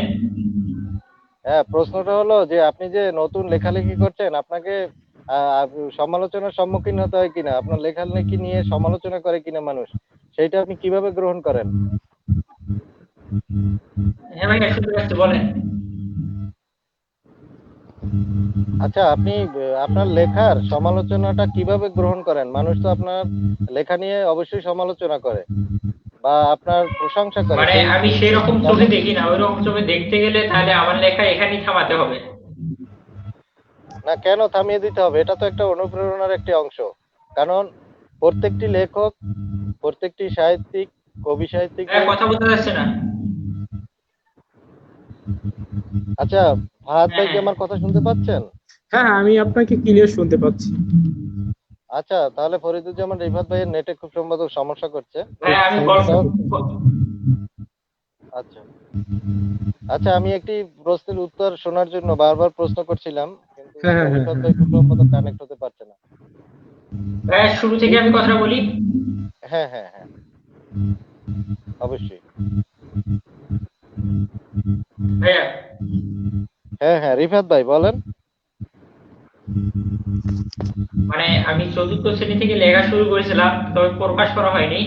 আমি তখন একাদশ শ্রেণীতে পড়ি, তখন থেকে আমার লেখাপড়া শুরু হয়। তখন শুরুতে আমার অনেকে অনেক খারাপ কথা মন্তব্য করছে, কিন্তু আমি তাদের কথা শুনি নাই। অনেকে বলে পাঁচশো লোকে কিছু বলে, তাই এখন আমার অনেক প্রশংসা পাচ্ছি, অনেকের এই যে বিভিন্ন পুরস্কার পাচ্ছি, আবার সম্মাননা সনদ পাচ্ছি। এখন নিজেকে অনেক ভালো লাগছে। এখন সবাই আমাকে, মানে আমার বন্ধুরা বিশেষ করে আমার এখন গর্বিত ভাবে দেখছে আর কি। ও আচ্ছা, ধন্যবাদ রিফাত ভাই। আমরা হ্যাঁ, মানে একজন নবীন লেখক হিসেবে অনেক সময় অনেক কথা শুনতে হয়, আবার অনেক প্রশংসা করে। প্রশংসাও নিতে হয়, সমালোচনাও নিতে হয়, তার মানে ভিতরেই আমাদের শুরুতে অনেক জীবন। অনেক কটু কথা বলেছিল। আচ্ছা, তো এখন কি প্রশংসা বেশি পাচ্ছেন, না এখনো সমালোচনার অংশ বেশি পাচ্ছেন? এখন আমি কোনো সমালোচনাই খুঁজে পাচ্ছি না, সব প্রশংসা পাচ্ছি। আচ্ছা, তো আপনার প্রিয় বাংলা সাহিত্যের কিংবদন্তি তিনজন প্রিয় লেখকের নাম বলেন, যাদের আপনি অনুসরণ করেন। কাজী নজরুল ইসলাম আছেই তো, উনি আমার সবচেয়ে সেরা কবি। আর আছে রবীন্দ্রনাথ ঠাকুর আর জীবনানন্দ দাশ। আচ্ছা, আপনার লিখতে আপনার বেশি পছন্দ না পড়তে পছন্দ বেশি? কোনটি আপনি বেশি পছন্দ করেন, লিখতে না পড়তে? আমার সবচেয়ে পছন্দ লিখতে। আমি লিখতে ভীষণ ভীষণ ভালোবাসি। আচ্ছা, আচ্ছা, ধন্যবাদ। তো হ্যাঁ, আপনার এখন পর্যন্ত কি কোনো গ্রন্থ আপনার এখন পর্যন্ত প্রকাশিত হয়েছে? না ভাইয়া, প্রকাশিত করতে চাইছিলাম, কিন্তু বাসা থেকে বারণ করছে, এখন প্রকাশিত করতে বারণ করছে আর কি। আচ্ছা, আচ্ছা, প্রিয় দর্শক, আরেকটি কথা আমরা ফরিদুজ্জামান রিফাত ভাইয়ের কাছ থেকে শুনবো। সেটা হলো, পারিবারিক ভাবে আপনাকে কি লেখালেখির জগতে আপনাকে কি নিরুৎসাহিত করা হয় না উৎসাহিত করা হয় একেবারে আপনার পরিবার হ্যাঁ থেকে? হ্যাঁ ভাইয়া, বরাবরই আমার পরিবার থেকে অনুপ্রেরণা দিয়েছে, এখনো দিয়ে যাচ্ছে। আচ্ছা, এটা একজন নবীন লেখকদের জন্য আসলে খুবই একটা পাওনার বিষয়। সেটা হলো যে লেখালেখির জগৎটা, মানে বিশেষ করে যে আমাদের এখান তো একটি চাওয়া পাওয়ার বিষয়টা, আহ, অর্থের হ্যাঁ একটা সম্পর্ক থাকে না। সেই জায়গা থেকে অনেক পরিবারই নিরুৎসাহিত করে যে আহ, খালি খালি সময় ব্যয় করছে বা কোনো কিছু এগুলো দিয়ে সম্ভব না। তারপরও অনেক আহ, পরিবারের সদস্যরাই হয়তো তাদের ভবিষ্যৎ চিন্তা করে বা লেখালেখি জগৎটাকে তারা স্বাগত জানায়, কারণ এটা আসতে একটি দেয় কাজ। না লেখালেখির জগৎটাকে। হ্যাঁ, তারা মনে করে আসতে যে দেয় না, এই কারণ জগতের এটা কোনো থেকে এটা ফিউচার থেকে নেই। তারা প্রতিফলন আমাকে অনেকেই মনে ঘটে। করে এই জগতের কোনো ফিউচার নেই। ফিউচার অথচ হ্যাঁ, নেই, আমাকে বারণ করে যে এই যে লেখাপড়া ছাড়িয়ে আমি এসবে যেন না যাই, আমি লেখাপড়া হ্যাঁ। ফাঁকে ফাঁকে দেখার চেষ্টা করি আর কি। আচ্ছা, আচ্ছা, তা তবে তো অবশ্যই। লেখা আমি একটু যারা নজরুল ইসলাম ভাই আপনার সাথে শেয়ার করতে চাই। সেটা হচ্ছে যে আহ, আহ, আমাদের অনেকেরই আসলে অভিভাবকদের ভিতরে একটা আহ, চিন্তার একটা, আমার মনে হয়, অবলম্বন আছে। সেটা হচ্ছে যে আহ, তাকে দেখতে হবে যে তার সন্তানের ভিতরে আসলে কি ক্রিয়েটিভ নলেজটা আছে। ইভেন সে যদি হ্যাঁ হ্যাঁ আহ, তিনি কি সম্ভবত আমাদের কাছ থেকে ভাইয়া, চলে গেছেন? হ্যাঁ, ভাইয়া আমি যেটা বলতে চাইছি, আপনার আমি আসছি, আমি লাইনে আছি, আপনাদের সাথেই হ্যাঁ, আছি। আচ্ছা, আমি একটু আমি লাইনে যেটা থেকে বলতে চাই সেটা হচ্ছে যে আমাদের অভিভাবকদের একটা অসচেতনতা, এটা জাস্ট যে আহ, আপনার ছেলের ভিতরে বা আপনার মেয়ের ভিতরে, আপনার সন্তানের ভিতরে যে ক্রিয়েটিভ নলেজটা আছে বা যে ক্রিয়েটিভ চিন্তাটা আছে, এবং সেটা কিন্তু অবশ্যই সে করছে, এবং সেটা আপনাকে ধরতে হবে। যে সে যদি ভালো আহ, খেলাধুলা করে, তাকে আমার মনে হয় সেই দিকেই তাকে ধাবিত করা উচিত। ভালো লেখালেখি করে আমার মনে হয় সেই দিকেই তাকে সুযোগটা করে দেওয়া উচিত। সে যদি ভালো গান করে, আহ, ভালো নৃত্য করে, ইভেন সেটা যে কিছু হতে পারে, আমার মনে হয় এটা যদি এই সাপোর্টটা যদি পরিবার থেকে পায় বা বাবা মার কাছ থেকে পায়, আমার মনে হয় তার তাহলে অনেক সুন্দর সন্তানের জন্য পৌঁছে একটা যাবে। সফলতা অবধারিত। সেক্ষেত্রে আমাদের বাবা মার ভিতরে একটা চিন্তা আছে যে আমার ছেলেকে ডাক্তার হতে হবে, আমার ছেলেকে হুম, হুম। ইঞ্জিনিয়ার হতে হবে। এটা কিন্তু তার ছেলের এই চাওয়া না, ব্যাপারটা এটা সবচেয়ে কিন্তু পরিবারকে চাপ দেয়।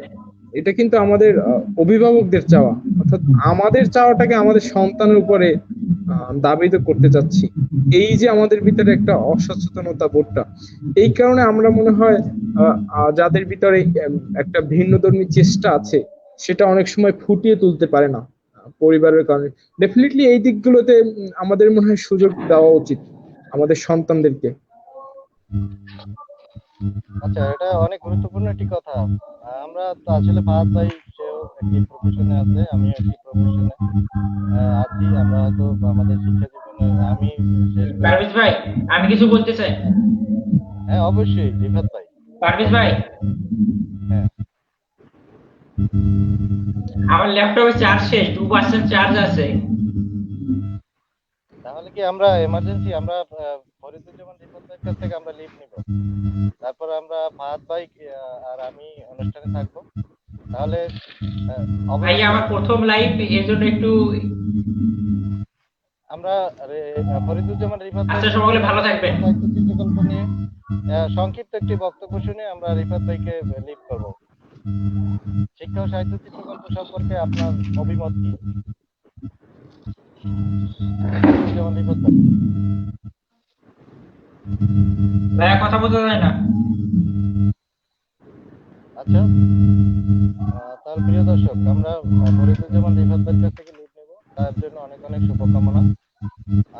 নবীন লেখক, শিক্ষা এবং সাহিত্য, বাংলা সাহিত্যে পরবর্তী প্রজন্মের একজন কালজয়ী সাক্ষী হয়ে থাকুক, খুব ভালো মানের একজন লেখক হোক এবং সবাই তাকে অনুসরণ করুক, এই শুভকামনা। তো আমরা এখন আচ্ছা সকলে, ভাই বিদায়। আসসালামু আচ্ছা, আলাইকুম। ওয়ালাইকুম আসসালাম, ভালো থাকবেন। হাফেজ। আচ্ছা, এবার আমরা ফাহাদ ভাইয়ের কাছ থেকে আমরা অনুষ্ঠানের আমাদের অনেকটাই আমরা শেষ পর্যায়ে আমরা চলে আসছি। এখন ফাহাদ ভাই কথা শুনবো। সেটা হলো ফাহাদ ভাই, আপনি কি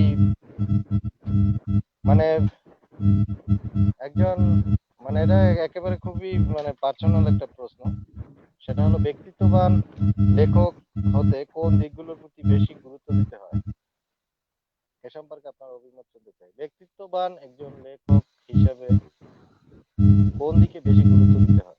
ভাইয়া, আমি আপনার মেসেজটা শুনতে পাইনি ক্লিয়ারলি। আমাকে প্লিজ যদি আবার একটু কাইন্ডলি আবার একটু বলেন। আচ্ছা, আমি আবার প্রশ্নটা করছি, সেটা হলো একজন ব্যক্তিত্ববান লেখক হতে হ্যাঁ, হলে হ্যাঁ, হ্যাঁ। বা চিহ্নিত হতে হলে কোন বিষয়ের প্রতি বেশি গুরুত্ব দিতে হয় লেখকদের? আচ্ছা, এটা খুব একটা টেকনিক্যাল কোশ্চেন। সেটা হচ্ছে যে আহ, আপনার আপনি কি লিখতে চান, বা আপনার চেতনায় কোন বোধটি কাজ করে, আপনি সমাজের কোন জিনিসটি ফুটিয়ে তুলতে চান। আমার মনে হয় একজন লেখকের, একজন সাহিত্যিকের এই জিনিসটার প্রতি প্রাধান্য দেওয়া উচিত। এবং কে কি বলবে, কে কি বলবে, এই জিনিসটা যদি ভাবেন, তাহলে কিন্তু ওই কে কি বলবে সেই জিনিসটা কিন্তু আপনার লেখনের উপরে একটা প্রভাব আনতে পারে। যার ফলে একটা কিছু সংখ্যাগরিষ্ঠ মানুষের চিন্তা করে আপনি আপনার লেখনের ভিতরে প্রভাব আনলেন। এই জিনিসটা কিন্তু অনেকটা আমার কাছে আনফরচুনেট মনে হয়। এটা এটা আমার কাছে মনে হয় না যে এই ব্যাপারটার কোনো আহ, থাকা উচিত। আমার কাছে মনে হয় না। সুতরাং আমাদের নিজস্ব চিন্তা ভাবনার প্রতিফলন অবশ্যই করা উচিত। এবং আপনি দেখবেন যে এ যাবৎকালের যারা প্রতিষ্ঠিত লেখক তারা কিন্তু এই জিনিসটাই করেছেন। এবং আপনি একটা সমাজের একটা কুসংস্কারকে প্রতিহত করা, সমাজের একটা অপরাধকে ধূলিসাৎ করা, একটা গোষ্ঠীকে কিভাবে ভিন্নভাবে আঘাত করা যায় সেটা কিন্তু যুগ যুগ ধরে কবিতা, সাহিত্য, লেখনীর মাধ্যমে কিন্তু চলে এসেছে। এবং আমাদের বিদ্রোহী কবি কাজী নজরুল ইসলামের কথা যদি বলি, তিনি তার কি চমৎকার লেখনীর মাধ্যমে আহ তৎকালীন ব্রিটিশ বিরোধী আন্দোলনগুলোতে নিজেকে আহ, দাবিত করেছিলেন। এক্ষেত্রে কিন্তু তাকে কিন্তু জেলেও যেতে হয়েছিল, কিন্তু সে কিন্তু কোথাও ছাড় দেননি। এবং তাকে কিন্তু তার জন্যই আজকে আমরা মনে রাখছি, এবং তিনি আমাদের অন্তরে অন্তঃস্থলে প্রতিষ্ঠিত করে নিয়েছেন নিজেকে। সুতরাং আমার কাছে মনে হয় নিজের চিন্তাটাকে প্রাধান্য দেওয়া উচিত। ডেফিনেটলি এটার বিকল্প কিছু নেই। আচ্ছা, ধন্যবাদ ফাহাদ ভাইকে। তো আমরা আবার আবৃত্তিতে ফিরে যাই। আমরা পরপর হ্যাঁ, হ্যাঁ, দুটি হ্যাঁ। আচ্ছা, আবৃত্তি আবৃত্তিটা আমি একটা আবৃত্তি করবো, এটা আমার খুব একটা প্রিয় কবিতা। আমরা সুনীল পরপর গঙ্গোপাধ্যায়। দুটি কবিতা আবৃত্তি শুনবো, দুইটা। তারপর হ্যাঁ, আবার আমরা কথায় ফিরে যাব। হ্যাঁ, অবশ্যই। আমি যে কবিতাটা আবৃত্তি করবো সেটা হচ্ছে আমার খুবই একটা প্রিয় কবিতা, সুনীল গঙ্গোপাধ্যায়ের বিখ্যাত একটি কবিতা, কেউ কথা রাখেনি। এটা আমি এর আগেও আমার নিজের ফেসবুক পেজে আছে। ডেফিনেটলি আমার কবিতাটা যখন আমি আবৃত্তি করি, আমি একটা আমার ভিতরে অন্যরকম একটা চেতনাবোধ কাজ করে। আবৃত্তি করছি। কেউ কথা রাখেনি, ৩৩ বছর কাটলো, কেউ কথা রাখেনি। ছেলেবেলায় এক বষ্টমী, তার আগমনী গান হঠাৎ থামিয়ে বলেছিল, শুক্লা দ্বাদশীর দিনের অন্তরাটুকু শুনিয়ে যাবে। এরপর কত চন্দ্রভোগ অমাবস্যা বয়ে গেল, সেই বষ্টমী আর এলো না। মামাবাড়ির মাঝি নাদের আলী বলেছিল, বড় হও দাদা ঠাকুর, তোমাকে আমি ৩ প্রহরের বিল দেখাতে নিয়ে যাব, যেখানে পদ্ম ফুলের মাথায় সাপ আর ভ্রমর একসাথে খেলা করে। ২৫ বছর অপেক্ষায় আছি। নাদের আলী, আমি আর কত বড় হব? আমার মাথার উপরের ছাদ ফুঁড়ে যদি আকাশে স্পর্শ করে, তারপরে তুমি আমাকে ৩ প্রহরের বিল দেখাবে? একটাও রয়্যাল গুলি কিনতে পারিনি কখনো। লাঠি লজেন্স দেখিয়ে দেখিয়ে চুষেছে লস্কর বাড়ির ছেলেরা। ভিখারির মতো চৌধুরীদের গেটের সামনে দাঁড়িয়ে দেখেছি ভিতরের রাস উৎসব। অবিরল রঙের ধারার মধ্যে সুবর্ণ কঙ্কণ পরা ফর্সা রমণীরা কত রকমের আমোদে হেসেছে, আমার দিকে ফিরেও চায়নি কখনো। বাবা আমার কাঁধ ছুঁয়ে বলেছিল, দেখিস একদিন আমরাও। বাবা আজ অন্ধ, আমাদের দেখা হয়নি কিছুই। সেই রয়্যালগুলি, সেই লাঠি লজেন্স, সেই রয়্যালগুলি আমায় কেউ ফিরিয়ে দেবে না।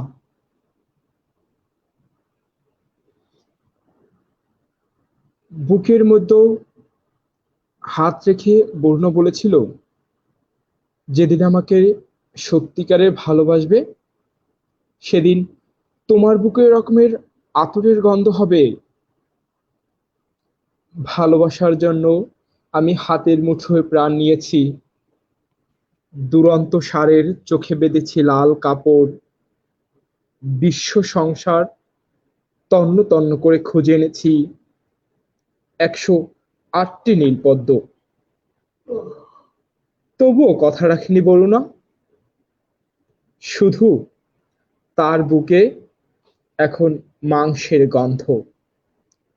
সে যে এখনো কোনো নারী, কেউ কথা রাখেনি।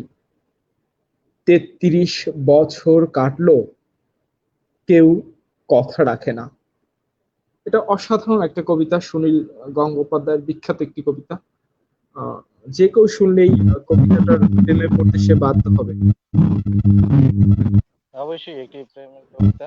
আমাদের একজন আপনাকে প্রশংসা করে একটি তিনি একটি আমাদের এই কমেন্টস করেছে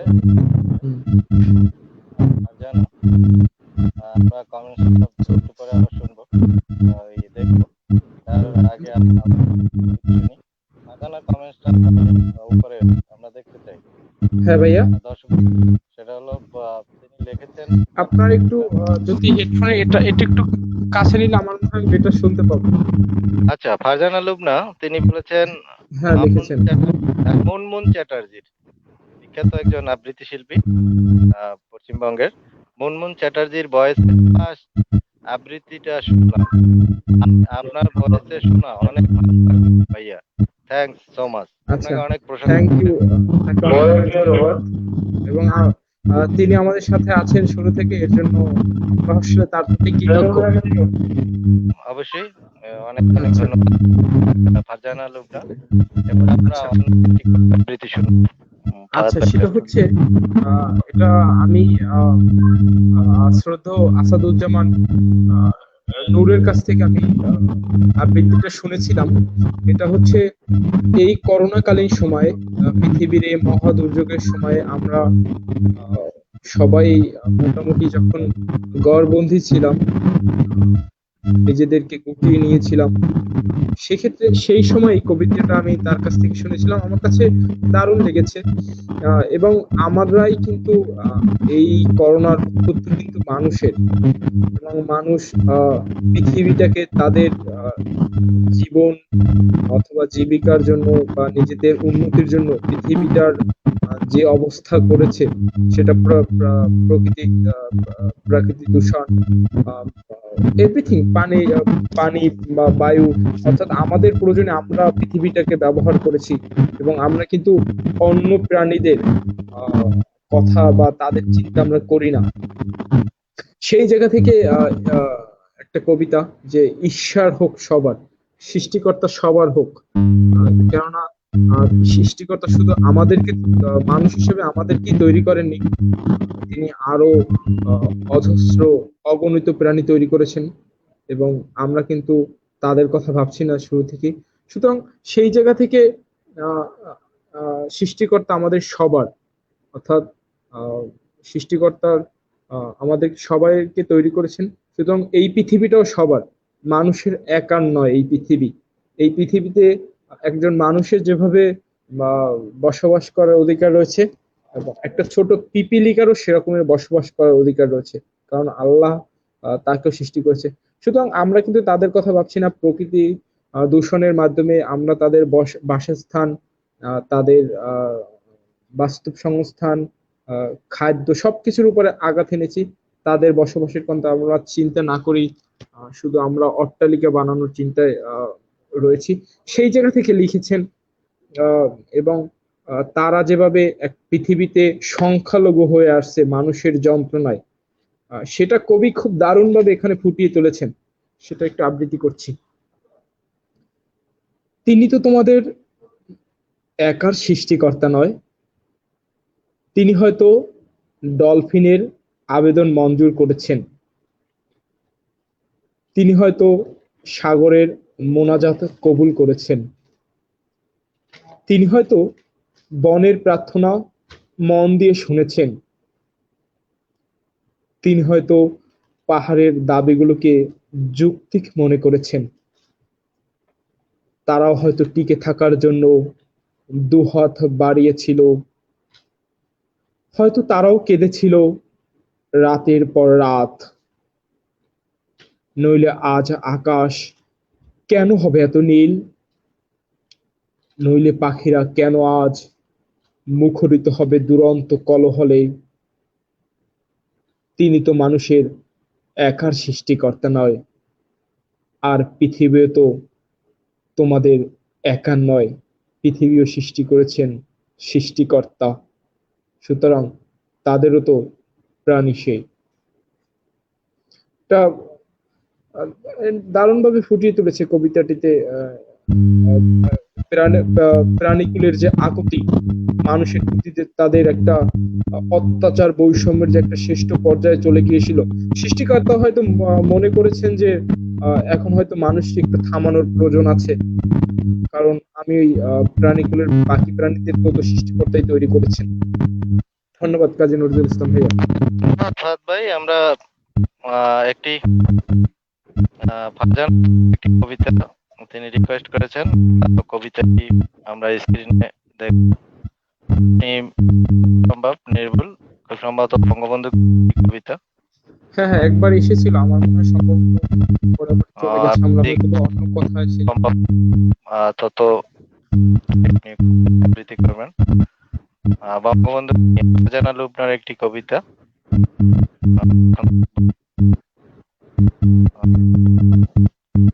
আচ্ছা, আমরা কথায় থাকি, হয়তো যখন আসবে আমরা। আচ্ছা, এসেছে। কবিতার নাম বঙ্গবন্ধু, কবিতা বঙ্গবন্ধুকে নিয়ে নিজের লেখা কবিতা। আচ্ছা, একটু আবৃত্তি করি, আমি চেষ্টা করি। বঙ্গবন্ধু জন্মেছিল মহান নেতা 1920 সালের 17ই মার্চ। ছোটবেলা থেকেই সবাই পেয়েছিল তোমার সাহসের এই আঁচ। মানব দরদি মুজিব, তুমি স্বাধীন করেছ জন্মভূমি। অসহায়ের সহায় ছিলে, শীতার্তকে বস্ত্র দিলে। বর্ষাকালে নিজের ছাতা ভিজাতে দাওনি গরিবের মাথা। সাহসী তুমি, নির্বাক তুমি, তুমি পরোপকারী। কিশোরকালে মন্ত্রীর কাছে হয়েছিল অধিকারী। তোমার দাবি মেনে নিয়েছিল শেরে বাংলা একে ফজলুল হক। মন্ত্রিত্ব যেন তোমার সাহসে হয়েছিল নির্বাক। এরপরে আর এক লাইন সম্ভবত আছে, যদি আমি ওই লাইনটা আবৃত্তি করতে চাই, এরপরে বাকিটা সম্ভবত আসবে না, এর কারণে আমি আর আবৃত্তি করছি না। কিন্তু এখানে বঙ্গবন্ধুকে কিন্তু তার শৈশব জীবনকে ফুটিয়ে তোলা হয়েছে। বঙ্গবন্ধু আমাদের জাতির জনক, তিনি না হলে আজকে হয়তো আমরা কে কোথায় থাকতাম এটা আমরা আমরা সে সম্পর্কে ভাবতেও চাই না। কিন্তু বঙ্গবন্ধু আমাদের জন্য যা করে দিয়েছেন, এই ঋণ আসলে কখনোই শোধ হবার নয়। তিনি বাঙালির জাতির জনক, এবং ছোটবেলা থেকেই বঙ্গবন্ধু যে পরোপকারী ছিলেন, এবং সবাই বুঝতে পেরেছিল যে না, এই ছেলেটা একদিন বড় হয়ে দারুণ কিছু করবে। সত্যি সেটা করতে পেরেছে। এবং বঙ্গবন্ধুর যে 7ই মার্চের অগ্নিঝরা ভাষণ, এটা একজন দেশপ্রেমিক, যে কোনো একজন দেশপ্রেমিক মানুষের শুনলে তার আমার মনে হয় তার রক্ত ঠান্ডা হয়ে থাকার কথা না। এবং একটা ভাষণ কিভাবে একটা জাতিকে একত্রিত করেছিল, সেটার অনন্য এক উদাহরণ বঙ্গবন্ধুর এই 7ই মার্চের ভাষণ। তার জন্য আমরা কৃতজ্ঞ এবং আমরা ধন্য, আমরা গর্বিত যে একজন বঙ্গবন্ধু শেখ মুজিব আমাদের দেশে জন্মেছিল, এবং বাঙালি বাঙালি জাতির ইতিহাসে এক অনন্য। যার জন্য স্বাধীন জাতি, স্বতন্ত্র একটি জাতি, বিশ্বের বুকে আমরা উঁচু করে আমরা আমাদের পরিচয় দিতে পারছি। এর জন্য আমরা পারছি আমাদের বঙ্গবন্ধু শেখ মুজিবুর রহমান। তো তাই এবার আমরা আবার পরপর, আপনার কি কবিতা আরো আমরা আরো শুনতে পারবো? অবশ্যই, কেন নয়।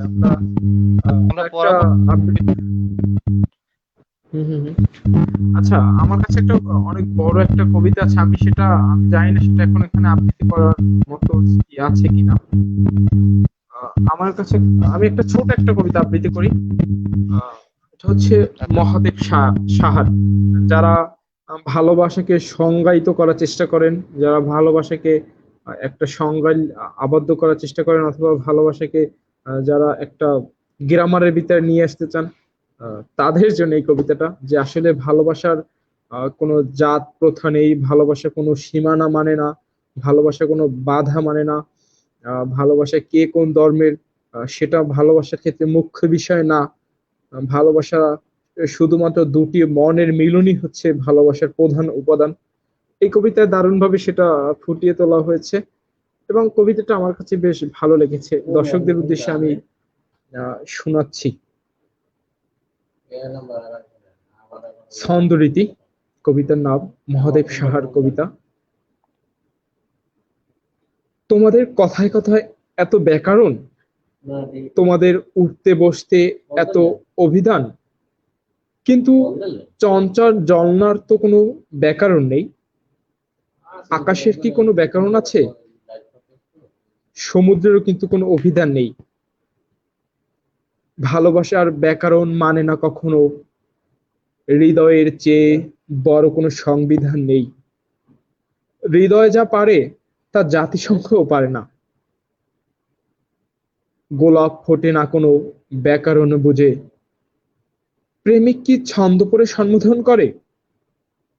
নদী চির ছন্দময়, কিন্তু সে কি ছন্দর কিছু জানে? পাখি গান করে কি কোনো ব্যাকরণ মিলে? তোমরাই শুধু বলো, ব্যাকরণ শুধু অভিধান। বলো, প্রেমের কি কোনো শুদ্ধ বই, শুদ্ধ ব্যাকরণ? কেউ কি কখনো সঠিক বানান খুঁজে প্রেমের চিঠিতে?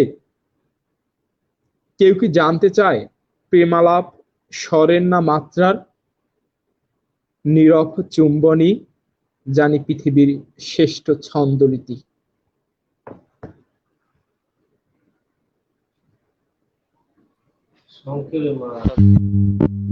আবৃত্তি প্রিয় সেই ভাত ভাইকে উইশ করে করবেন। আমি আপনার কথা স্লো শুনতে পাচ্ছি। আচ্ছা, অবশ্যই আপনাদেরকে আপনারা আজকে আবৃত্তি সেগুলো জানাবেন কমেন্টস করে, অবশ্যই সে অনুপ্রাণিত হবে।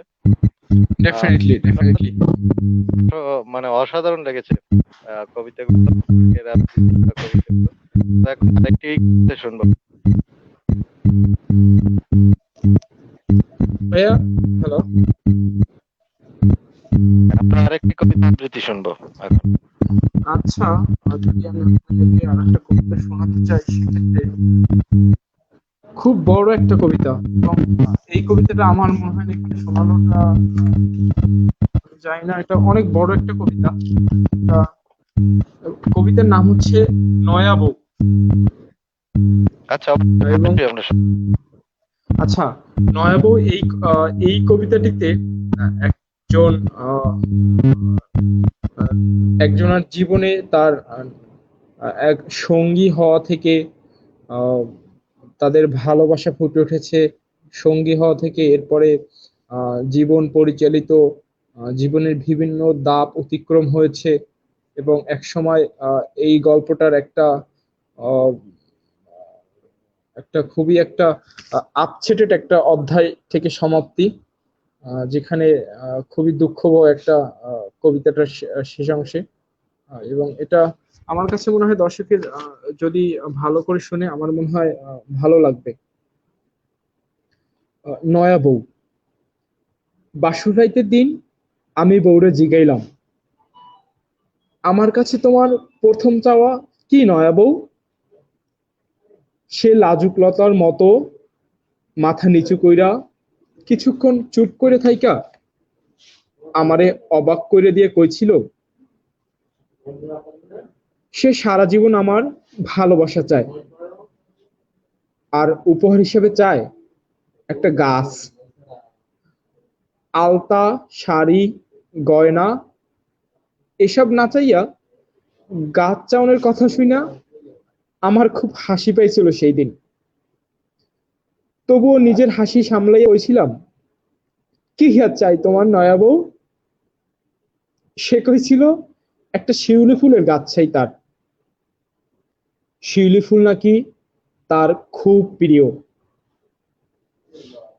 পরদিন যখন তার একটা শিউলি ফুলের গাছ এনে দিছিলাম, গাছ দেখে তার কত খুশি। অল্প কিছুতেই তার এত খুশি দেখা বুকটা বইরে গেছিল সেদিন আমার। কত যত্নে উঠানের এক কোণে গাছটা লাগাইছিল, আর কইছিল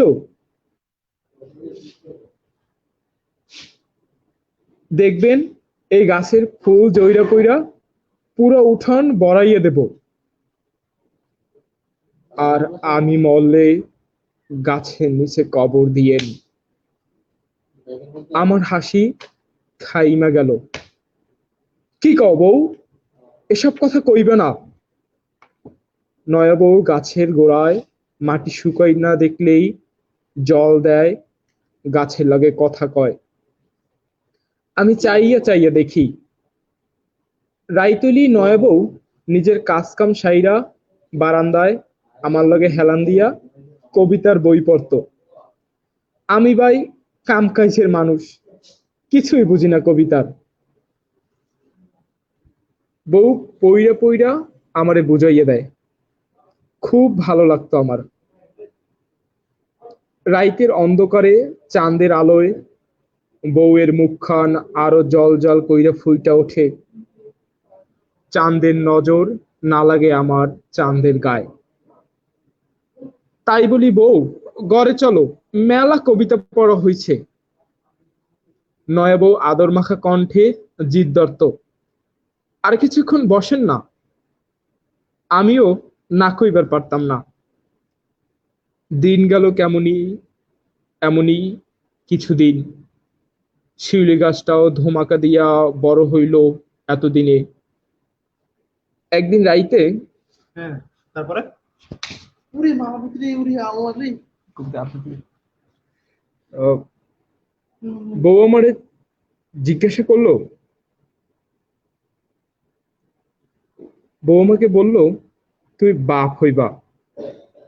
এই খবর শুই না আমি উঠানে বাইর হইয়া চিৎকার দিয়ে কইলাম, আমি বাপ হমু, আমি বাপ হমু। এতদিনে এই এতিমটার আবার বাপ ডাকনের সুযোগ হইবে।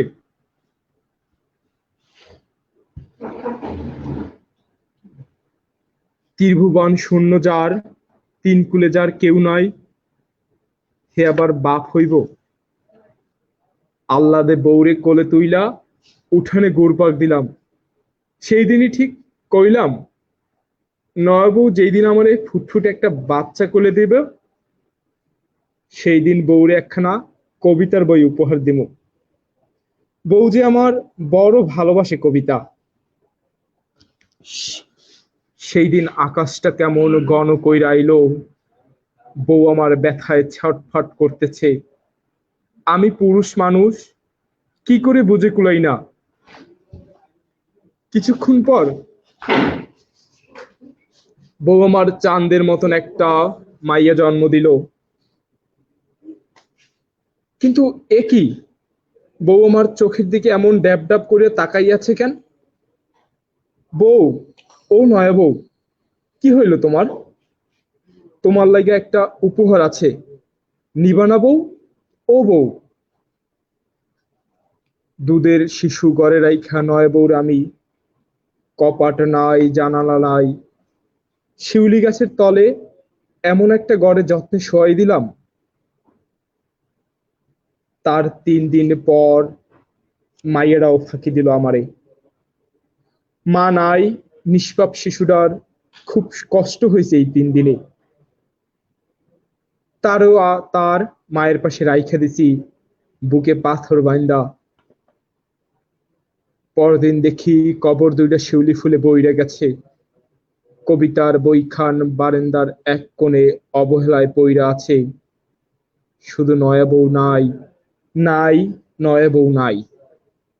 নয়া বউ দেখো, দেখো নয়া বউ, তোমার কবিতার বই দুলয় মাইখা পইরা আছে। তোমার তোমার শিউলি গাছের ফুলে বইরা আছে উঠান। তুমি দেখবা না নয়া বউ? ওঠো নয়া বউ, বেলা কইরা মাইয়ের লই ঘুমাই থাকে চলবো। ওঠো নয়া বউ, ওঠো। ধন্যবাদ আপনাকে। একটা খুব বড় একটা কবিতা। আমি শুরুতে আপনাকে বলেছিলাম যে আসলে এরকমের কবিতা আবৃত্তি অনেকটা টাফ এরকমের ওই যে লাইভে। দর্শক কবিতাটি অবশ্যই পছন্দ করবে, হ্যাঁ হ্যাঁ বড় হলেও ডেফিনেটলি। অনেক ভালো লেগেছে। মৌলিক, হ্যাঁ হ্যাঁ ডেফিনেটলি আসলে আমরা আমরা হ্যাঁ হ্যাঁ পঞ্চম লাইভ আড্ডা আমাদের, আমরা একেবারে শেষ পর্যায়ে এসেছি। আমরা কিছুক্ষণ আপনাদের সাথে আজকে আমাদের দুজন অতিথি ফাহাদ দীপা, অনেক ব্যস্ত মানুষ, সবসময় ব্যস্ত আমাদেরকে অনেক সময় দিয়ে রিফাত অনেক ছোট ভাই নবীন, ওকে অনুষ্ঠানে আনার উদ্দেশ্য প্রেরণা দেওয়া, শিক্ষা সাহিত্য চিত্রকল্পে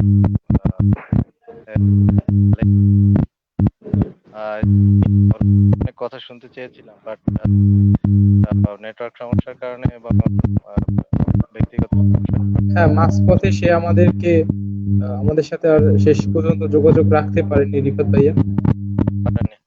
তো এখন আমাদের ফারজানা বলেছে কান্না পেয়ে গেল মায়া বউ কবিতা শুনে। হ্যাঁ একটা কবিতা পাঠিয়েছি, আপনি কত খুশি হতাম। আমরা খুবই দুঃখিত, আসলে কবিতাটা আমরা সংগ্রহ করতে পারিনি। আর এখন যেহেতু লাইভের একদম শেষ সময় এসেছি, তারপরও আমরা দেবো আবৃত্তি করবেন। আচ্ছা যেহেতু দর্শকের কমেন্ট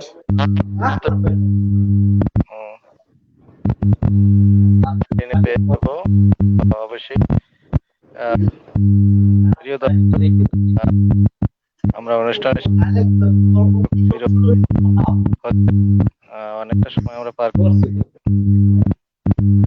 এবং ডেফিনেটলি নজরুল ইসলাম পারভেজ ভাই আপনাকে অনেক অনেক ধন্যবাদ আমাকে এরকমের একটা প্ল্যাটফর্মে আমন্ত্রণ জানানোর জন্য, এবং আমি আপনার কাছে অনেক অনেক কৃতজ্ঞ এবং দর্শকদের কাছে আসলে আমার কৃতজ্ঞতা শেষ নেই। এবং আমাকে যে সিলেক্ট করেছে শিক্ষা ও সাহিত্য চিত্রকল্প, এত বড় একটা প্ল্যাটফর্ম, 1,02,000 মতো যাদের ফলোয়ার, এটা নিঃসন্দেহে আমার জন্য একটা গর্বের বিষয়। এবং আমার মনে হয় আমার আরো দায়িত্ব বেড়ে গেল, এটা আমাকে সামনের পথ চলতে সাহায্য করবে। এটা আমি আপনাদের কাছে কৃতজ্ঞ ডেফিনেটলি। এবং আমি আরেকটা ব্যাপার বলতে চাই, সেটা হচ্ছে আপনার অসাধারণ উপস্থাপনা, অসাধারণ শারীরিক ভঙ্গিমা, এটা নিঃসন্দেহে আমাদেরকেও আমাদের কাছ থেকে আপনি যেটা চাচ্ছেন, কথাগুলো বের করে আনতে চাচ্ছেন দর্শকদেরকে শোনানোর জন্য, আমার মনে হয় এটা 100-এ 100 ছিল। এবং এখানে কেউ কোনো প্রশ্ন করার কোনো অধিকার রাখে না ডেফিনেটলি। ধন্যবাদ ফাহাদ ভাইকে, কবি শিল্পী। আমি দোয়া করি এবং আপনি একজন আচ্ছা ভাই, আমি আপনাকে একদম কম শুনতে পাচ্ছি, এরকম যেন একটা আমার মনে হয় একটা। আচ্ছা, ফাহাদ ভাইকে আমাদের আজকে যারা দর্শক রয়েছেন তারা অবশ্যই করবেন এবং আমার পক্ষ থেকে বা পক্ষ থেকে অনেক দোয়া যে আপনি ভালো এবং বড় এবং বড় কবি, এটা দোয়া থাকবে। আর যেহেতু আমরা শেষ পর্যায়ে এসেছি আমাদের, এবং জানালু কবিতা আমরা পাচ্ছি না, একেবারে অনুষ্ঠানের শেষ প্রিয় একটি কবিতা, ফাহাদ ভাইয়ের সবচেয়ে একটি কবিতা শুনে আমরা আজকের অনুষ্ঠানের আমরা সমাপ্তি জানাবো। কাছ থেকে মানে আজকে পঞ্চম লাইভ মানে সর্বশেষ কবিতা শুনতে পারি। আচ্ছা, আমার সবচেয়ে যে প্রিয় কবিতাটা আমি সেটা অলরেডি আবৃত্তি করে ফেলেছি, আচ্ছা কেউ কথা রাখিনি। এটা যদিও জীবনানন্দ দাশের না, কিন্তু সুনীল গঙ্গোপাধ্যায়ের কবিতা আমার কাছে অসাধারণ লেগেছে। আমার কাছে ওইটাই অনেক প্রিয় একটা কবিতা। এবং কাজী গোলাম সরোয়ার ছোট্ট আমার একজন অনেক ভালো কবি, যাকে আমি ফলো করি, বা যার চেতনাবোধ আমাকে চেতনাবোধ থেকে আমি উৎসাহ পাই। তার কবিতা আমার কাছে অনেক ভালো লাগে, এবং আমি তার যখন নতুন কবিতার বই বের হয় আমি সেটা সংগ্রহ করার চেষ্টা করি। অবশ্যই, মানে আমরা একেবারে অনুষ্ঠানের সমাপ্তি টান ফাহাদ ভাইয়ের কাছ থেকে তারপরে আমাদের অনুষ্ঠান লাইভ প্রোগ্রামের হ্যাঁ, আমরা মনে হয় এখন দর্শকদের কাছ থেকে বিদায় নিতে পারি।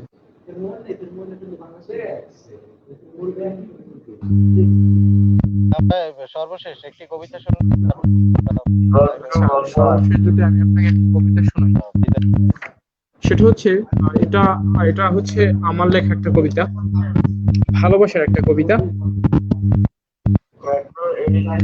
আচ্ছা, এই কবিতার নাম হচ্ছে ভালোবাসো।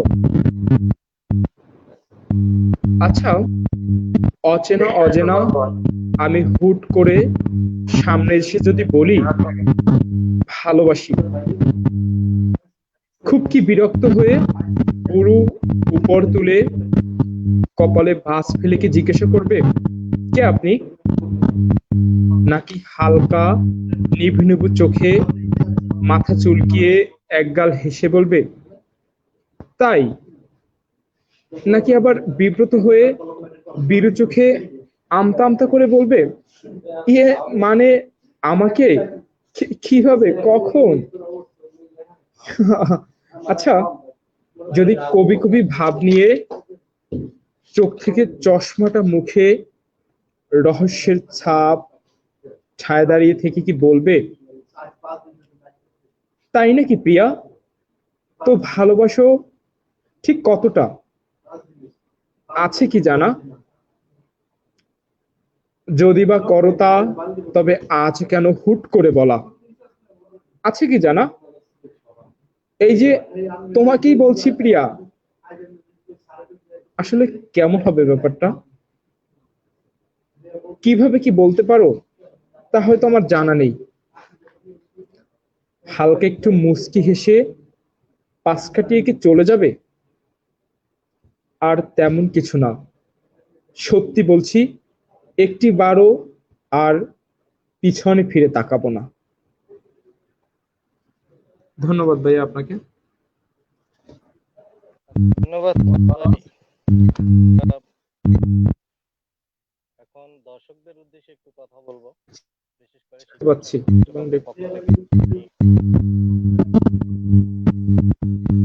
আমি শিক্ষা ও সাহিত্য চিত্রকল্পের পক্ষ থেকে আমি একটু সবার উদ্দেশ্যে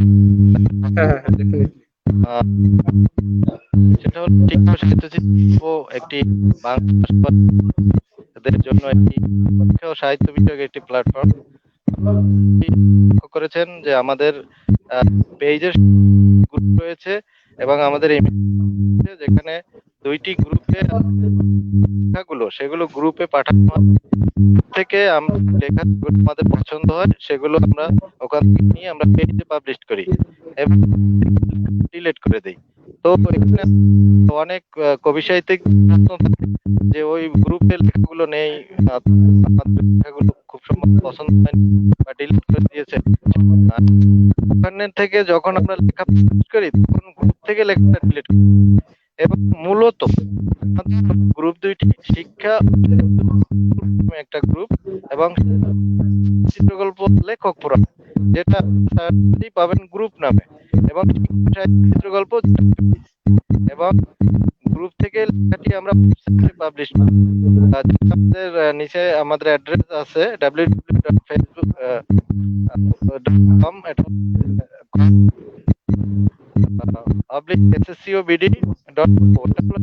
পেজের অ্যাড্রেস এবং সাথে দুইটি গ্রুপ রয়েছে এবং আমাদের ওয়েবসাইট রয়েছে, সেটা হলো www.sscbd.com।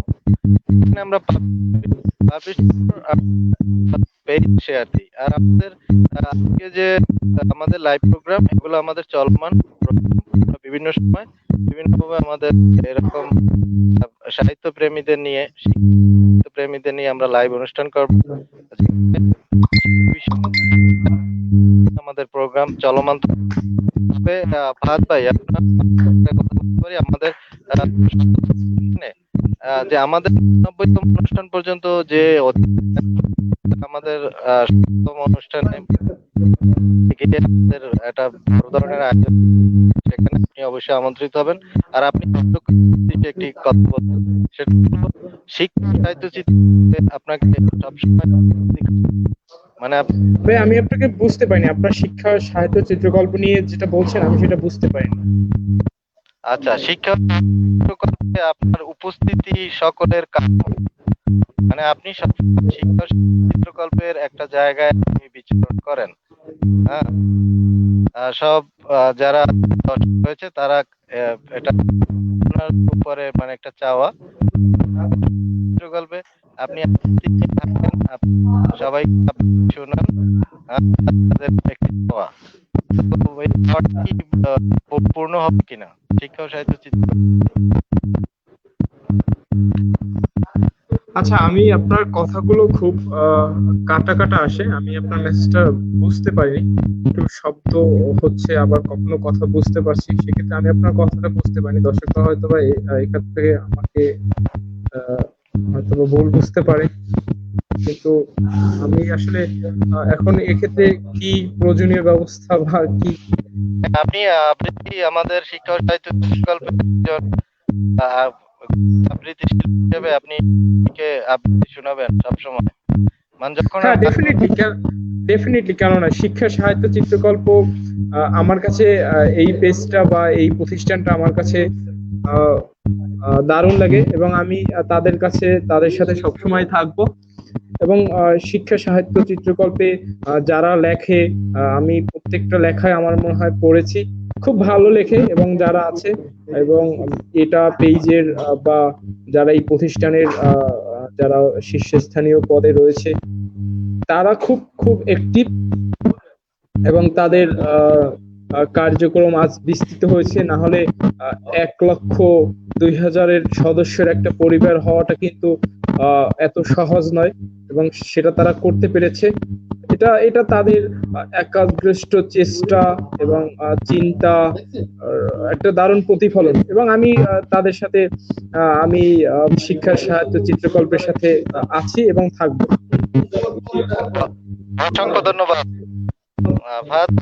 অনুষ্ঠানের শেষ পর্যায়ে তো আজকে আমাদের অনুষ্ঠানের শেষ পর্যায়ে চলে এসেছি। অনেক অনেক ধন্যবাদ ফাহাদ ভাই এবং আমাদের মূল্যবান সময় সাহিত্য